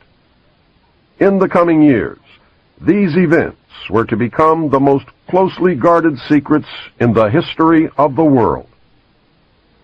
A special group of America's top scientists were organized under the name Project Sign in December 1947 to study the phenomenon. The whole nasty business was contained. Project Sign evolved into Project Grudge in December 1948. A low-level collection and disinformation project named Blue Book was formed under Grudge. 16 volumes were to come out of Grudge. Blue teams were put together to recover the crashed discs and dead or live aliens. The blue teams were later to evolve into alpha teams under Project Pounce. During these early years, the United States Air Force and the Central Intelligence Agency exercised complete control over the alien secret. In fact, the CIA was formed by presidential executive order first as the Central Intelligence Group for the express purpose of dealing with the alien presence. Later, the National Security Act was passed, establishing it as the Central Intelligence Agency. The National Security Council was established to oversee the intelligence community and especially the alien endeavor. A series of National Security Council memos and executive orders removed the CIA from the sole task of gathering foreign intelligence and slowly but thoroughly legalized direct action in the form of covert activities at home and abroad. On December 9, 1947, Truman approved issuance of NSC-4, entitled Coordination of Foreign Intelligence Information Measures, at the urging of Secretaries Marshall, Forrestal, Patterson, and the Director of the State Department's Policy Planning Staff, George Kennan. The Foreign and Military Intelligence Book 1, Final Report of the Select Committee to Study Governmental Operations with Respect to Intelligence Activities, United States Senate 94th Congress, Second Session, Report Number 94-755, April 26, 1976, page 49, states, "This directive empowered the Secretary of State to coordinate overseas information activities designed to counter communism."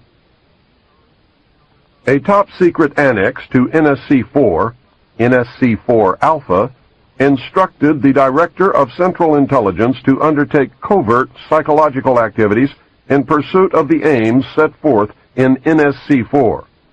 The initial authority given the CIA for covert operations under NSC-4 Alpha did not establish formal procedures for either coordinating or approving these operations. It simply directed the DCI to undertake covert actions and to ensure, through liaison with state and defense, that the resulting operations were consistent with American policy. Later, NSC-10/1 and NSC-10/2 were to supersede NSC-4 and NSC-4 Alpha and expanded the covert abilities even further. These actions established a buffer between the President and the information. It was intended that this buffer serve as a means for the President to deny knowledge if leaks divulged the true state of affairs. This buffer was used in later years for the purpose of effectively isolating succeeding presidents from any knowledge of the alien presence other than what the secret government and the intelligence community wanted them to know. Secretary of Defense James Forrestal objected to the secrecy. He was a very idealistic and religious man. He believed that the public should be told. James Forrestal was also one of the first known abductees. When he began to talk to leaders of the opposition party and leaders of the Congress about the alien problem, he was asked to resign by Truman. He expressed his fears to many people. Rightfully, he believed that he was being watched. This was interpreted by those who were ignorant of the facts as paranoia. Forrestal later was said to have suffered a mental breakdown. He was ordered to the mental ward of Bethesda Naval Hospital. In spite of the fact that the administration had no authority to have him committed, the order was carried out. In fact, it was feared that Forrestal would begin to talk again. He had to be isolated and discredited. His family and friends were denied permission to visit. Finally, on May 21, 1949, Forrestal's brother made a fateful decision. He notified authorities that he intended to remove James from Bethesda on May 22nd. Sometime in the early morning of May 22, 1949, agents of the Central Intelligence Agency tied a sheet around James Forrestal's neck, fastened the other end to a fixture in his room, then threw James Forrestal out the window. The sheet tore and he plummeted to his death. James Forrestal's secret diaries were confiscated by the CIA and were kept in the White House for many years. Due to public demand, the diaries were eventually rewritten and published in a sanitized version. The real diary information was later furnished by the CIA in book form to an agent who published the material as fiction. The name of the agent is Whitley Strieber, and the book is Majestic. James Forrestal became one of the first victims of the cover-up. The live alien that had been found wandering in the desert from the 1949 Roswell crash was named EB. The name had been suggested by Dr. Vannevar Bush and was short for Extraterrestrial Biological Entity. EB had a tendency to lie, and for over a year would give only the desired answer to questions asked. Those questions, which would have resulted in an undesirable answer, went unanswered. At some point during the second year of captivity, he began to open up. The information derived from EB was startling, to say the least. This compilation of his revelations became the foundation of what would later be called the Yellow Book. Photographs were taken of EB, which among others I was to view years later in Project Grudge. In late 1951, EB became ill. Medical personnel had been unable to determine the cause of EB's illness and had no background from which to draw. EB's system was chlorophyll-based, and he processed food into energy much the same as plants. Waste material was excreted the same as plants. Several experts were called in to study the illness. These specialists included medical doctors, botanists, and entomologists. A botanist, Dr. Guillermo Mendoza, was brought in to try and help him recover. Dr. Mendoza worked to save EB until June 2, 1952, when EB died. Dr. Mendoza became the expert on at least this type of alien biology. The movie E.T. is the thinly disguised story of EB. In a futile attempt to save EB and to gain favor with this technologically superior race, the United States began broadcasting a call for help early in 1952 into the vast regions of space. The call went unanswered, but the project, dubbed Sigma, continued as an effort of good faith. President Truman created the super-secret National Security Agency known as the NSA by secret executive order on November 4, 1952. Its primary purpose was to decipher the alien communications, language, and establish a dialogue with the extraterrestrials. This most urgent task was a continuation of the earlier effort. The secondary purpose of the NSA was to monitor all communications and emissions from any and all electronic devices worldwide for the purpose of gathering intelligence, both human and alien, and to contain the secret of the alien presence. Project Sigma was successful. The NSA also maintains communications with the Luna base and other secret space programs. By executive order of the President, the NSA is exempt from all laws which do not specifically name the NSA in the text of the law as being subject to that law.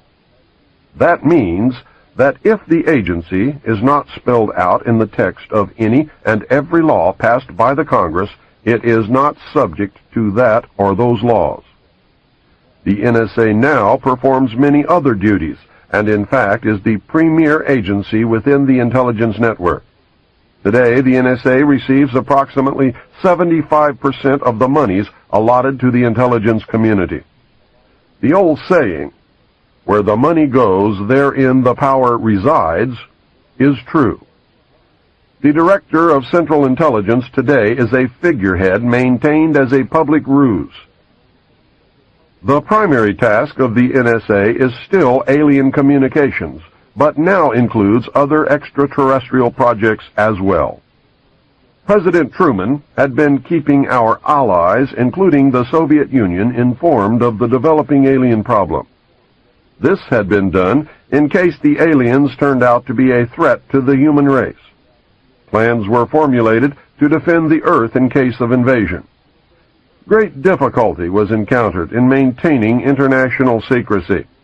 It was decided that an outside group was necessary to coordinate and control international efforts in order to hide the secret from the normal scrutiny of governments by the press. The result was the formation of a secret ruling body which became known as the Bilderberg Group. The group was formed and met for the first time in 1952. They were named after the first publicly known meeting place, the Bilderberg Hotel. That public meeting took place in 1954. They were nicknamed the Bilderbergers. The headquarters of this group is in The Hague. The Bilderbergers evolved into a secret world government that now controls everything. The United Nations was then, and is now, an international joke. Beginning in 1953, a new president occupied the White House. He was a man used to a structured staff organization with a chain of command. His method was to delegate authority and rule by committee. He made major decisions, but only when his advisors were unable to come to a consensus. His normal method was to read through or listen to several alternatives and then approve one. Those who worked closely with him have stated that his favorite comment was, "Just do whatever it takes." He spent a lot of time on the golf course. This was not unusual for a man who had been career Army with the ultimate position of Supreme Allied Commander during a war, a post which had earned him 5 stars. The President was General of the Army Dwight David Eisenhower. During his first year in office, 1953, at least 10 more crashed discs were recovered along with 26 dead and 4 live aliens. Of the 10, 4 were found in Arizona, 2 in Texas, 1 in New Mexico, 1 in Louisiana, 1 in Montana, and 1 in South Africa. There were hundreds of sightings. Eisenhower knew that he had to wrestle and beat the alien problem. He knew that he could not do it by revealing the secret to the Congress. Early in 1953, the new president turned to his friend and fellow member of the Council on Foreign Relations, Nelson Rockefeller. Eisenhower and Rockefeller began planning the secret structure of alien task supervision, which was to become a reality within 1 year. The idea for MJ-12 was thus born. It was Nelson's uncle, Winthrop Aldrich, who had been crucial in convincing Eisenhower to run for president. The whole Rockefeller family, and with them, the Rockefeller empire, had solidly backed Ike. Eisenhower belonged heart and soul to the Council on Foreign Relations and the Rockefeller family. Asking Rockefeller for help with the alien problem was to be the biggest mistake Eisenhower ever made for the future of the United States and maybe for humanity. Within 1 week of Eisenhower's election, he had appointed Nelson Rockefeller chairman of a Presidential Advisory Committee on Government Organization. Rockefeller was responsible for planning the reorganization of the government, something he had dreamed of for many years. New Deal programs went into one single cabinet position called the Department of Health, Education, and Welfare. When the Congress approved the new cabinet position in April 1953, Nelson was named to the post of Undersecretary to Ovida Culp Hobby. In 1953, astronomers discovered large objects in space which were tracked moving toward the Earth. It was first believed that they were asteroids. Later evidence proved that the objects could only be spaceships. Project Sigma intercepted alien radio communications. When the objects reached the Earth, they took up a very high geosynchronous orbit around the equator. There were several huge ships, and their actual intent was unknown. Project Sigma and a new project, Plato, through radio communications using the computer binary language, were able to arrange a landing that resulted in face-to-face contact with alien beings from another planet. This landing took place in the desert. The movie Close Encounters of the Third Kind is a fictionalized version of the actual events. Project Plato was tasked with establishing diplomatic relations with this race of space aliens. A hostage was left with us as a pledge that they would return and formalize a treaty. In the meantime, a race of humanoid aliens landed at Homestead Air Force Base in Florida and successfully communicated with the United States government. This group warned us against the race orbiting the equator and offered to help us with our spiritual development. They demanded that we dismantle and destroy our nuclear weapons as the major condition. They refused to exchange technology, citing that we were spiritually unable to handle the technology we already possessed. These overtures were rejected on the grounds that it would be foolish to disarm in the face of such an uncertain future. There was no track record to read from. It may have been an unfortunate decision. A third landing at Muroc, now Edwards Air Force Base, took place in 1954. The base was closed for 3 days, and no one was allowed to enter or leave during that time. The historical event had been planned in advance. Details of a treaty had been agreed upon. Eisenhower arranged to be in Palm Springs on vacation. On the appointed day, the president was spirited to the base. The excuse was given to the press that he was visiting a dentist. Witnesses to the event have stated that 3 UFOs flew over the base and then landed. Anti-aircraft batteries were undergoing live-fire training, and the startled personnel actually fired at the crafts as they passed overhead. Luckily, the shells missed, and no one was injured. President Eisenhower met with the aliens on February the 20th, 1954, and a formal treaty between the alien nation and the United States of America was signed. We then received our first alien ambassador from outer space. He was the hostage that had been left at the first landing in the desert. His name and title was His Omnipotent Highness Krill. In the American tradition of disdain for royal titles, he was secretly called Original Hostage Krill. Shortly after this meeting, President Eisenhower suffered a heart attack. 4 others present at the meeting were Franklin Allen of the Hearst newspapers, Edwin Norse of Brookings Institute, Gerald Light of Metaphysical Research fame, and Catholic Bishop McIntyre of Los Angeles. Their reaction was judged as the microcosm of what the public reaction might be. Based upon this reaction, it was decided that the public could not be told. Later studies confirmed the decision as sound. An emotionally revealing letter written by Gerald Light spells it out in chilling detail. It reads, "My dear friend, I have just returned from Muroc. The report is true. Devastatingly true. I made the journey in company with Franklin Allen of the Hearst papers and Edwin Norse of Brookings Institute, who was Truman's erstwhile financial advisor, and Bishop McIntyre of Los Angeles. Keep these names confidential for the present, please. When we were allowed to enter the restricted section, after about 6 hours in which we were checked out on every possible item, event, incident, and aspect of our personal and public lives, I had the distinct feeling that the world had come to an end with fantastic realism. For I have never seen so many human beings in a state of complete collapse and confusion, as they realized that their own world had indeed ended with such finality as to beggar description. The reality of other plane aeroforms is now and forever removed from the realms of speculation and made a rather painful part of the consciousness of every responsible scientific and political group. During my 2 days visit, I saw 5 separate and distinct types of aircraft being studied and handled by our Air Force officials, with the assistance and permission of the Etherians. I have no words to express my reaction. It has finally happened. It is now a matter of history.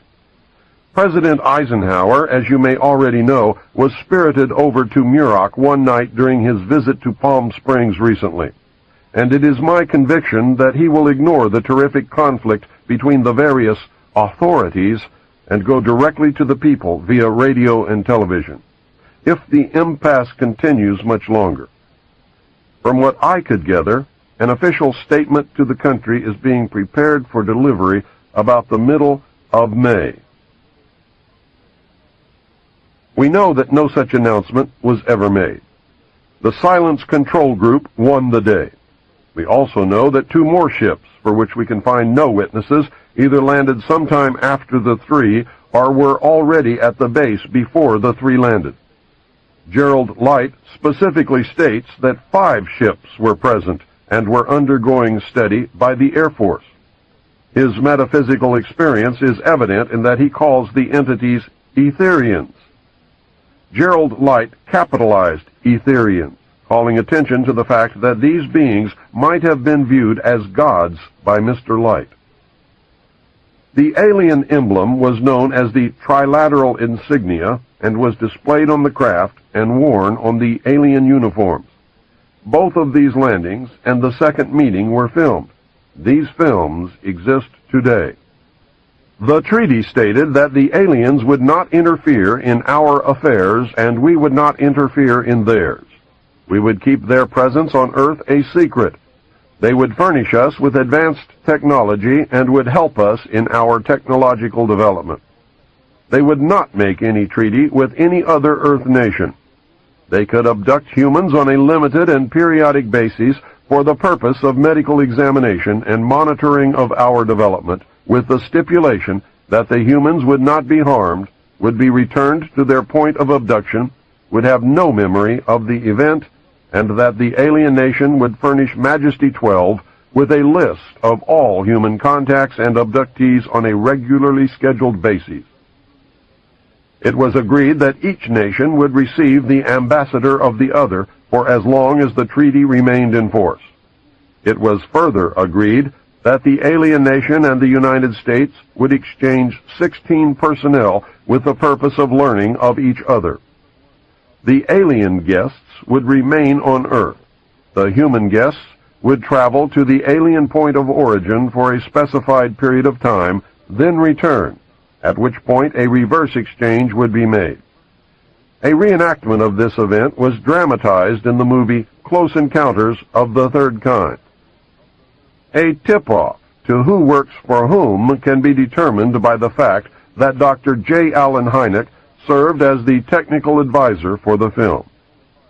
I noticed that the top-secret report containing the official version of the truth of the alien question, entitled Project Grudge, which I read while in the Navy, was co-authored by Lieutenant Colonel Friend and Dr. J. Allen Hynek, who was cited as a Central Intelligence Agency asset attached to Project Grudge.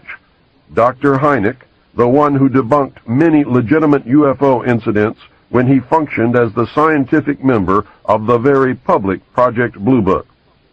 Dr. Hynek is the man responsible for the infamous "it was only swamp gas" statement. It was agreed that bases would be constructed underground for the use of the alien nation, and that 2 bases would be constructed for the joint use of the alien nation and the United States government. Exchange of technology would take place in the jointly occupied bases.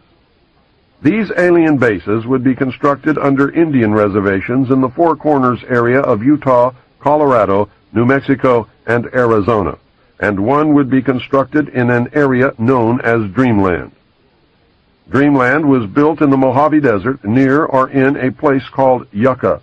I cannot remember if it was Yucca Valley, Yucca Flat, or Yucca Proving Ground, but Yucca Valley is what I always seem to want to say. More UFO sightings and incidents occur in the Mojave Desert of California than any other place in the world. So many, in fact, that no one even bothers to make reports. Anyone who ventures into the desert to talk to the residents will be astounded by the frequency of activity and with the degree of acceptance demonstrated by those who have come to regard UFOs as normal. This is the end of side 3. Please fast forward the cassette to the end and turn over to play side 4.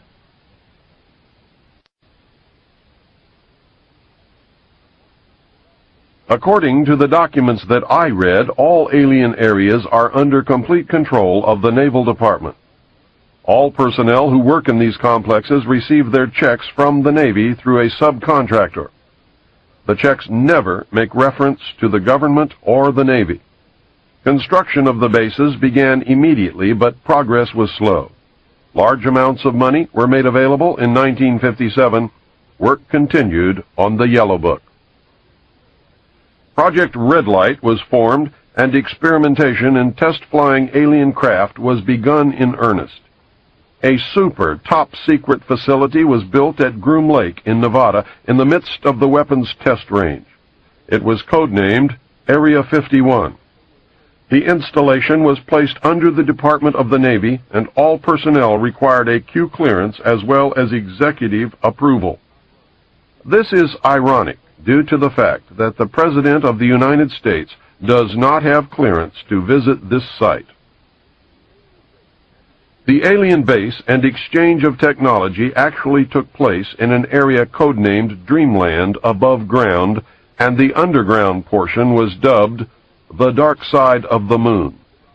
According to the documentation that I read, at least 600 alien beings actually resided full-time at this site, along with an unknown number of scientists and CIA personnel. Due to the fear of implantation, only certain people were allowed to interface with the alien beings, and those personnel were and are watched and monitored continuously. The Army was tasked to form a super-secret organization to furnish security for the alien task projects. This organization became the National Reconnaissance Organization based at Fort Carson, Colorado. The specific teams trained to secure the projects were called Delta. Lieutenant Colonel James Bogreitz was a Delta Force commander. A second project, codenamed Snowbird, was promulgated to explain away any sightings of the red light crafts as being Air Force experiments. The Snowbird crafts were manufactured using conventional technology and were flown for the press on several occasions. Project Snowbird was also used to debunk legitimate public sightings of alien craft. Project Snowbird was very successful, and reports from the public declined steadily until recent years. A multi-million-dollar secret fund was organized and kept by the military office of the White House. This fund was used to build over 75 deep underground facilities. Presidents who asked were told the fund was used to build deep underground shelters for the president in case of war. Only a few were built for the president. Millions of dollars were used to build top-secret alien bases as well as top-secret dumb, deep underground military bases. President Johnson used this fund to build a movie theater and pave the road on his ranch. He had no idea of its true purpose. The secret White House Underground Construction Fund was set up in 1957 by President Eisenhower. The funding was obtained from Congress under the guise of construction and maintenance of secret sites where the president could be taken in case of military attack, presidential emergency sites.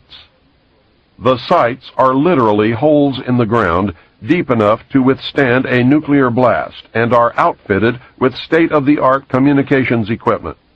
To date, there are more than 75 sites spread around the country which were built using the money from this fund.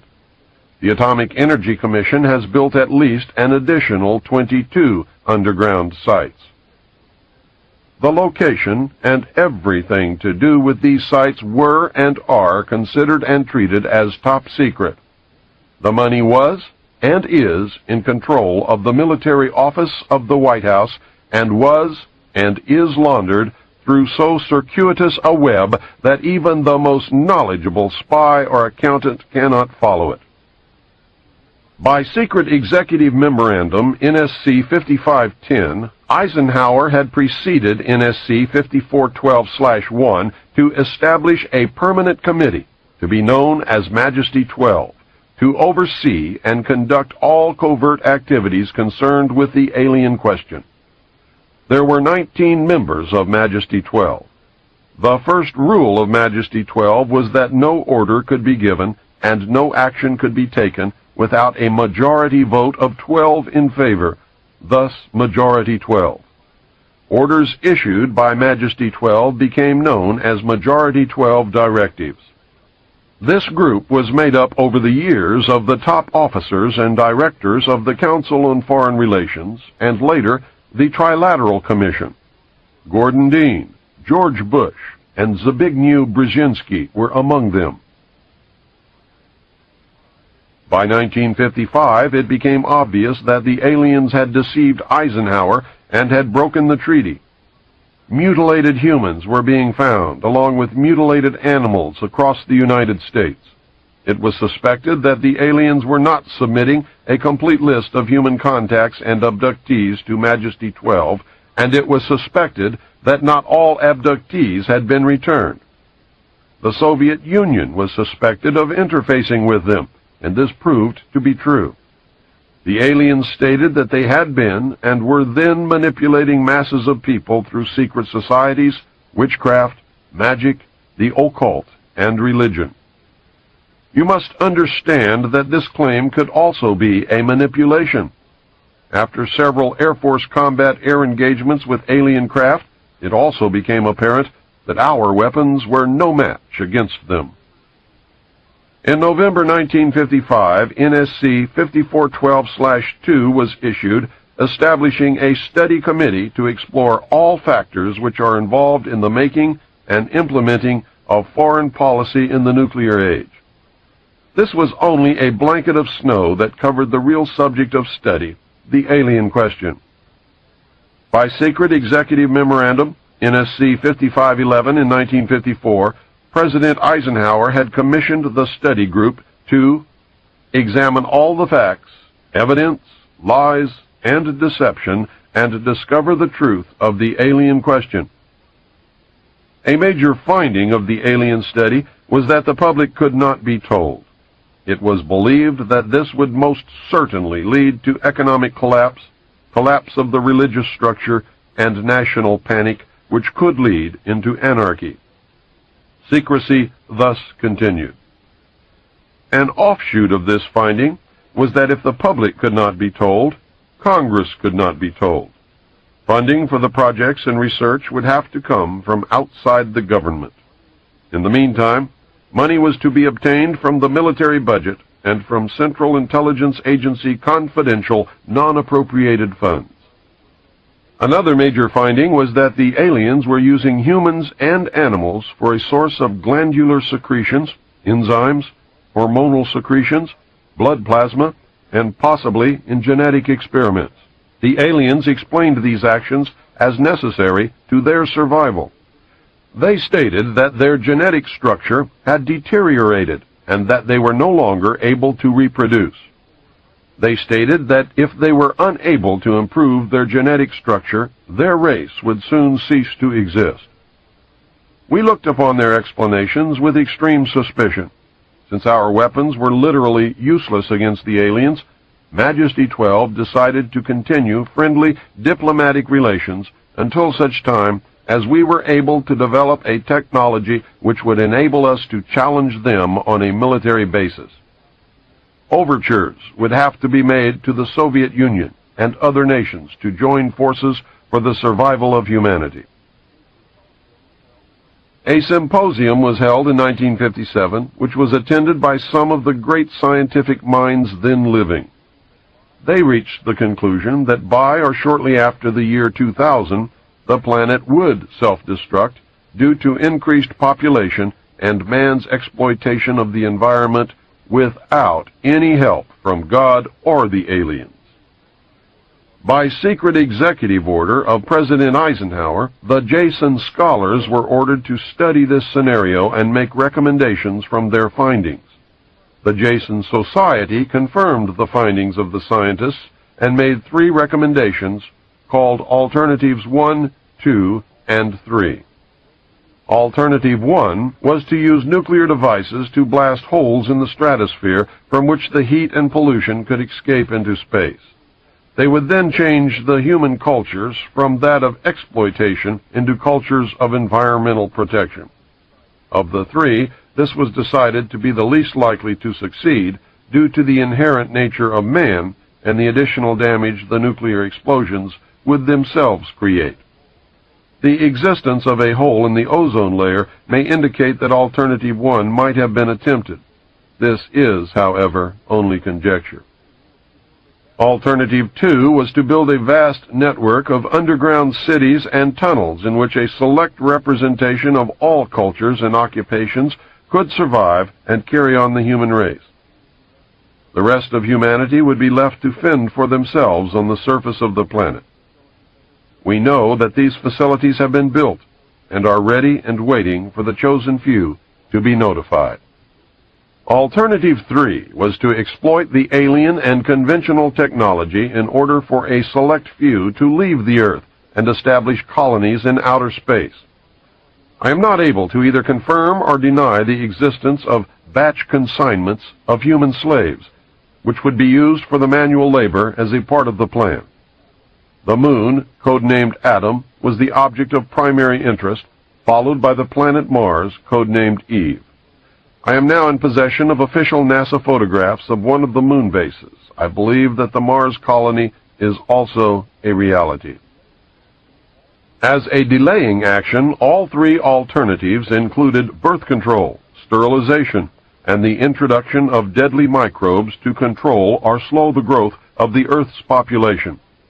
AIDS is only one result of these plans. It was decided by the elite that since the population must be reduced and controlled, it would be in the best interest of the human race to rid ourselves of the undesirable elements of our society. Specific targeted populations included blacks, Hispanics, and homosexuals. The joint United States and Soviet leadership dismissed Alternative 1, but ordered work to begin on Alternatives 2 and 3 virtually at the same time. In 1959, the RAND Corporation hosted a deep underground construction symposium. In the symposium report, machines are pictured and described which could bore a tunnel 45 feet in diameter at the rate of 5 feet per hour in 1959. It also displays pictures of huge tunnels and underground vaults containing what appeared to be complex facilities and possibly even cities. It appears that the previous 5 years of all-out underground construction had made significant progress by that time. The official space program was boosted by President Kennedy in his inaugural address when he mandated that the United States put a man on the moon before the end of the decade. Although innocent in its conception, this mandate enabled those in charge to funnel vast amounts of money into black projects and conceal the real space program from the American people. A similar program in the Soviet Union served the same purpose. In fact, a joint alien United States and Soviet Union base existed on the moon at the very moment Kennedy spoke the words. During the United States' initial space exploration and the moon landings, every launch was accompanied by alien craft.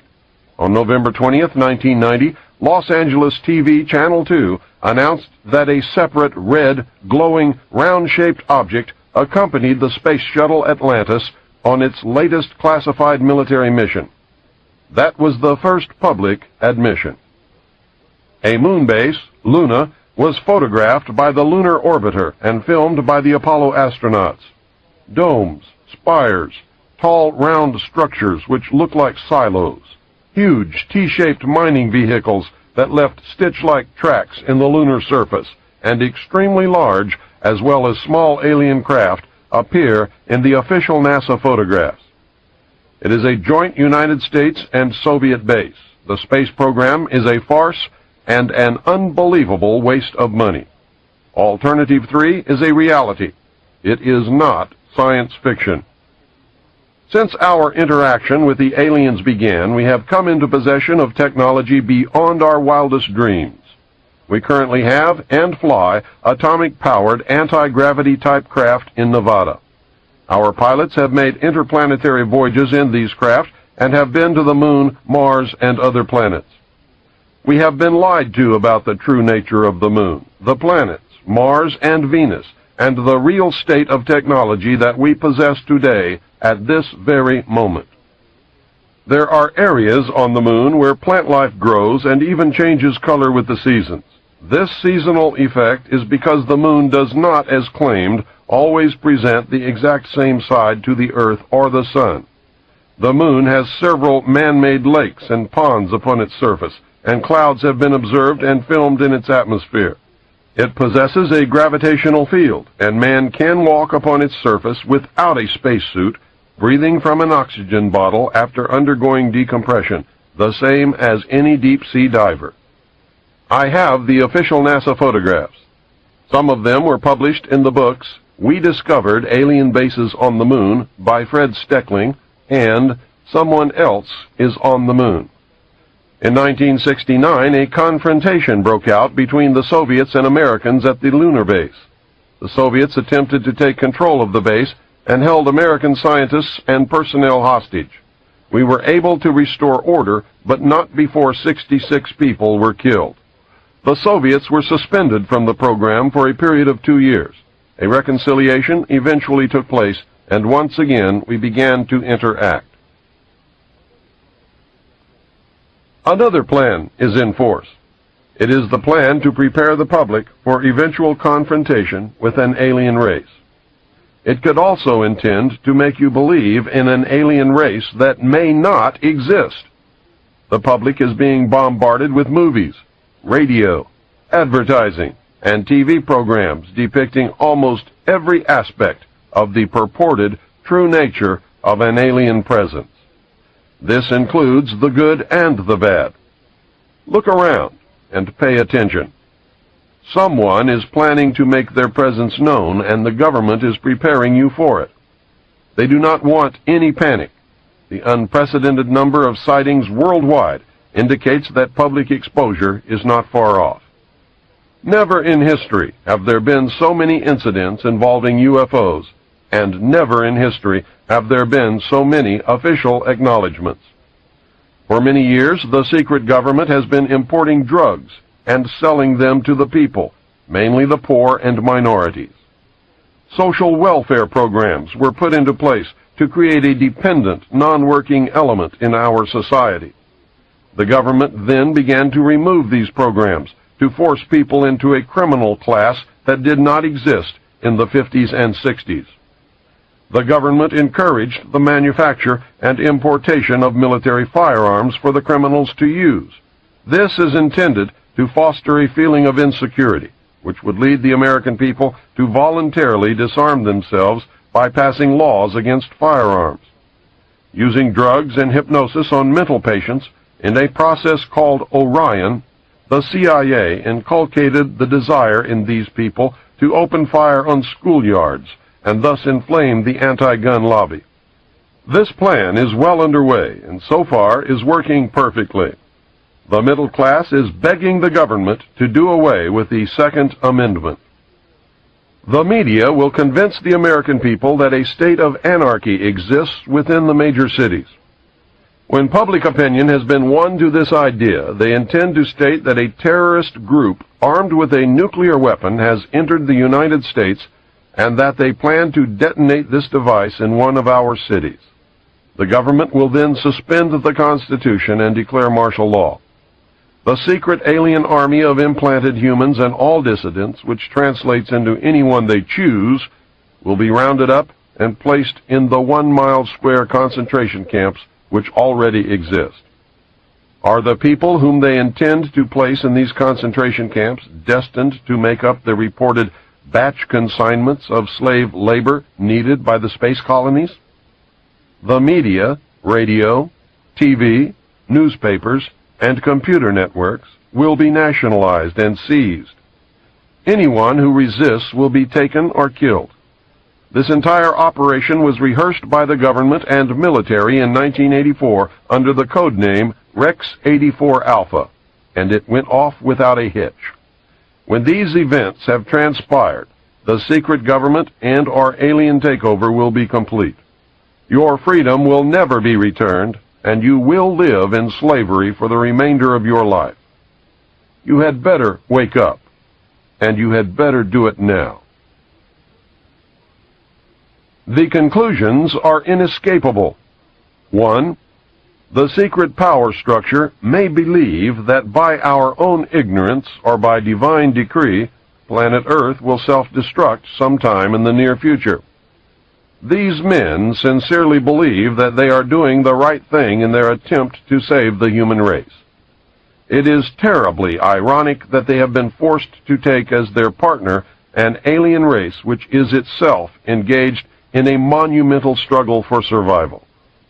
Many moral and legal compromises may have been made in this joint effort. These compromises were made in error and must be corrected. Those responsible should be brought to account for their actions. I can understand the fear and urgency that must have been instrumental in the decision not to tell the public. Obviously, I disagree with that decision.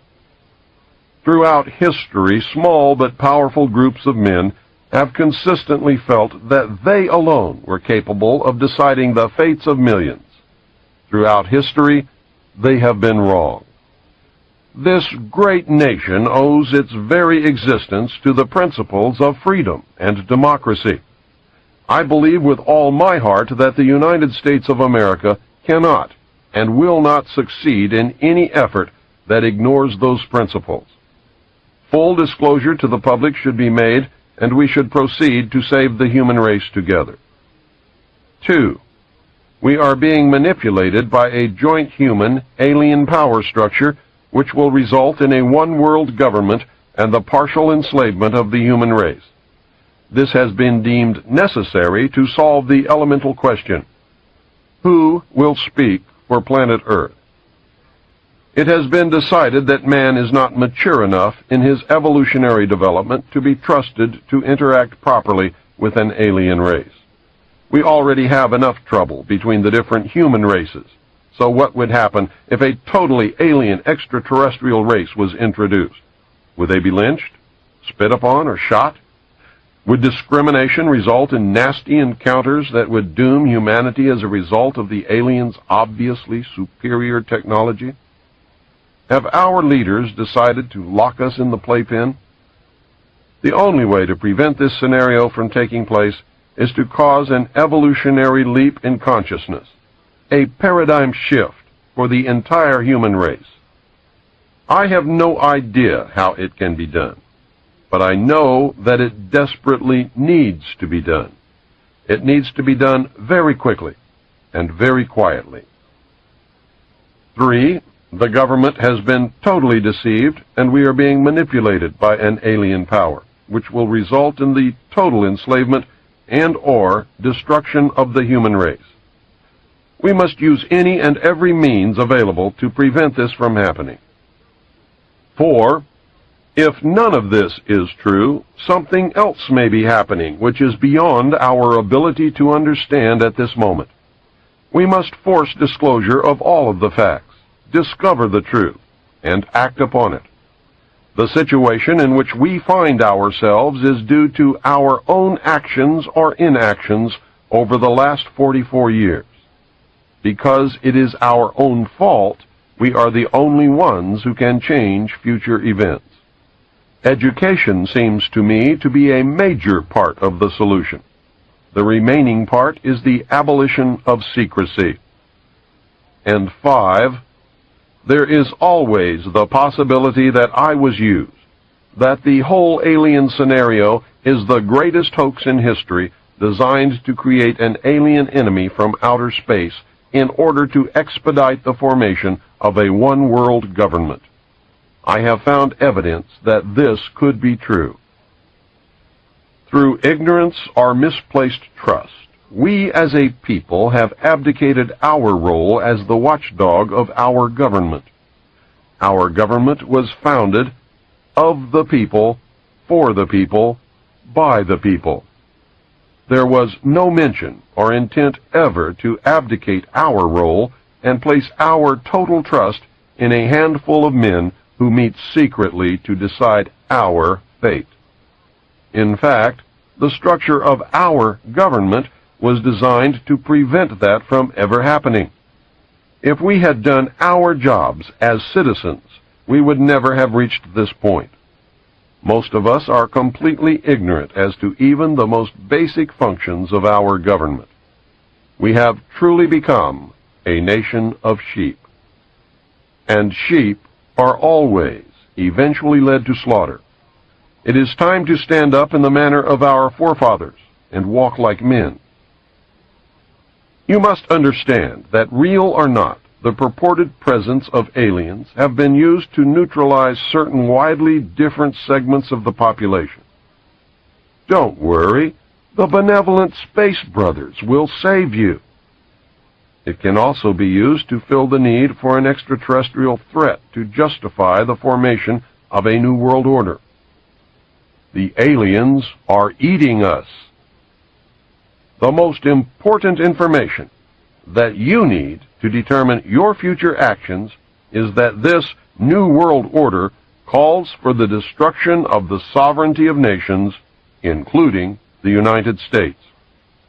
The new world order cannot and will not allow our Constitution to continue to exist. The New World Order will be a totalitarian socialist system. We will be slaves shackled to a cashless system of economic control. If the documentation that I viewed while I was in naval intelligence is true, then what you have just heard is probably closer to the truth than anything ever spoken. If extraterrestrials are a hoax, then what you just heard is exactly what the Illuminati wants you to believe. I can assure you, beyond any shadow of a doubt, that even if aliens are not real, the technology is real. Anti-gravity craft exist, and human pilots fly them. I and millions of others have seen them. They are metal. They are machines. They come in different sizes and shapes. They are obviously intelligently guided. Now, here is an interview with author William Cooper. So, Mr. Cooper, are there larger numbers of people all the time who are receptive to your message and who are thinking a little bit more deeply and critically about these fundamental issues of government and politics that perhaps they did not give as much thought to in the past? Oh, yes. In fact, I never dreamed that I would make such an impact. When I first began what I'm doing now, which was many years ago, I was lucky if I could travel 1,000 miles and collect 3 people in somebody's living room, none of whom, by the way, would help me pay for expenses or anything else, to sit down and listen to what I had to say. And I did this many times, travel all the way across the country, just to talk to 2 or 3 or 4 people in somebody's home, and put all the expenses myself. And now I can go to someplace like the Salt Dome in Salt Lake City and fill the place up with people who want to come and hear what I have to say. I think the radio broadcast has had a lot to do with it. My book has certainly been the #1 underground book in the country for the last 8 or 9 years, and continues to be today. And I know that I'm really hitting the mark, and I'm really making people pay attention when the President of the United States, William Jefferson Clinton, names me in a White House memo, which Rush Limbaugh read on the air, as being the most dangerous radio host in America.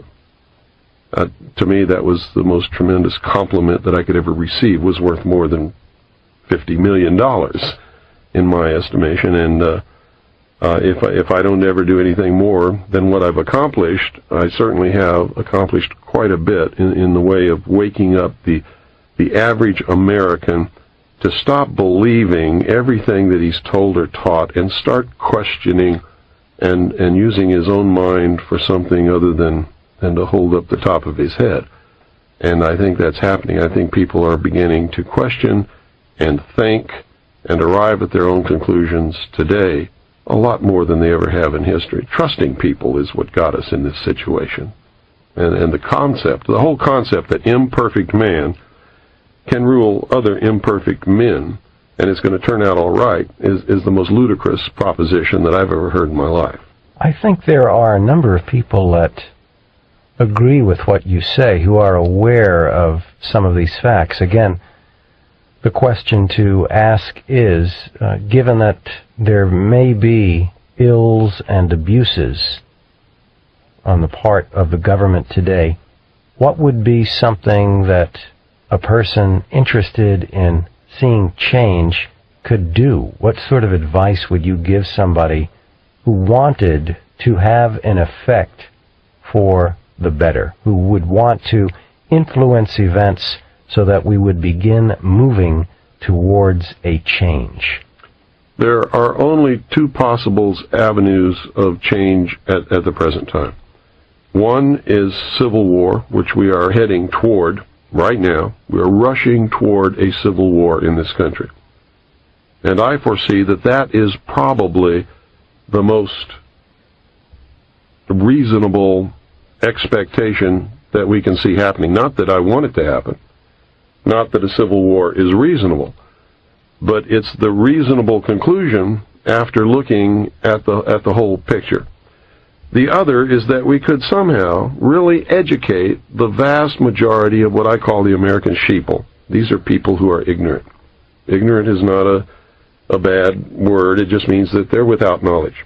If we could educate them and get them to understand that it is more important to stand up now and take a personal risk and educate other people and say that this has all got to stop, and be able to select our own candidates and make sure they get elected no matter what the press or the television or anybody else tells us about them. Put them in office, people who will support, protect, and defend the Constitution, like the liars and the charlatans who are in office now swear to do when they take their oath of office, but don't at all. Don't even attempt it, in fact. If you could get the people to do that, then there might be a possibility of a political, peaceful solution. But I can tell you right there that that's not going to happen. It's not going to happen in your wildest dreams, because most people spend the first 21 years of their life trying to get away from daddy and get away from home and become responsible and have their own responsibility in life. They spend the rest of their life, once they find out what that really means, in trying to find a daddy that will take care of them and take all the risk away from them and make sure that they have a job and that their diapers are changed and they have a bed to sleep in at night and a place to play and all of that kind of stuff, just like every other child in the world. And to stand up and be responsible and take a risk means that they're not going to find that. That's why socialism is so attractive to the vast majority of any people, not just Americans, but any people. It promises that they're going to have a daddy again who's going to take care of them. If they'll just give up all their rights and all their liberties, daddy will take care of them. And so that's what people are looking for. And you can see it in your daily life. That's the way they vote. That's what they want. They don't want to take personal responsibility. They don't want to take a risk. They're afraid of getting on a list. I've had people tell me to my face, Bill, I know all about this stuff, but I can't help you because I don't want to get on anybody's list. Is it different anywhere else then, Bill? Because this question brings me to something I wanted to ask you anyway, and that is, in looking over other countries in the world, do you find any other countries with social or political models, even if it's only some aspect of their system, that you find worth emulating in other countries? Any other country or countries that you think go about the political process or the social contract, if you will, in a way superior to the United States? No, I don't, as a matter of fact. Up until we began to take this left turn into socialism, the United States was the great light of the world, so to speak. We were the only free people who had ever existed in the entire history of humanity. We like to talk about our great heritage from England. The English were never free. They're not free today. They don't have freedom of speech. They don't have any of the freedoms that we've always had and cherished. In the history of the whole human race, the only people that have ever lived on this planet who have ever truly been free, the ultimate achievement of all humankind was to accept the individual as a king or queen in his or her own right, being responsible and having all of the freedom and liberties that they could possibly imagine right here in this country. And we created a government that was supposed to have a balance of power and was limited, strictly limited by the Constitution, and only given a very few powers in order to protect the freedom of the common man. That's all gone now. I mean, that's like you hear these politicians in Washington today talking about how the Constitution is an outdated document penned over 200 years ago by a bunch of doddering old men who did not understand the complexities of the modern age. They won't tell you what you should already know, is that the document is not an outdated old document. It is a living Constitution. It has within it the means for change should the people desire that it be changed. But the people don't desire that, so they just go ahead and throw it in the trash can anyway and go about their business doing anything that they want to do, while Joe Blow on the street doesn't even know that it's happening because he's never read the document that guarantees his freedom in his whole life. So, Mr. Cooper, given the controversial nature of so many of the things that you have studied with regard to government and the law and the abuses thereof, tell us a little bit about how it has affected your personal life. You're a family man with 2 children. What kind of impact has the work you've done had on your family? Well, that's quite an interesting question, and that doesn't get asked very much. But it's had a tremendous effect. If you want to find out how quickly society can turn against one, and I'm talking seriously here, stand up and tell the truth about just anything that you want to stand up and tell the truth about. It scares the living daylights out of everyone. And so the first thing that happens is you find out who your friends are and who your friends are not, because there's a great weeding out there. And it's not anything that you do on your part or that I've done on my part. They just disappear. And you find very quickly that people are afraid to be around you because they can see the government being upset about what you're talking about, and they can see repercussions coming, and of course they have happened and will continue to happen. And ultimately, I really believe that there will be some kind of a terminal point where they decide that they're not just not going to put up with this pest anymore, and that's going to be the end of me. We have been literally financially in the ditch. We have found it impossible to get any kind of a normal job with anyone who knows anything about what I do.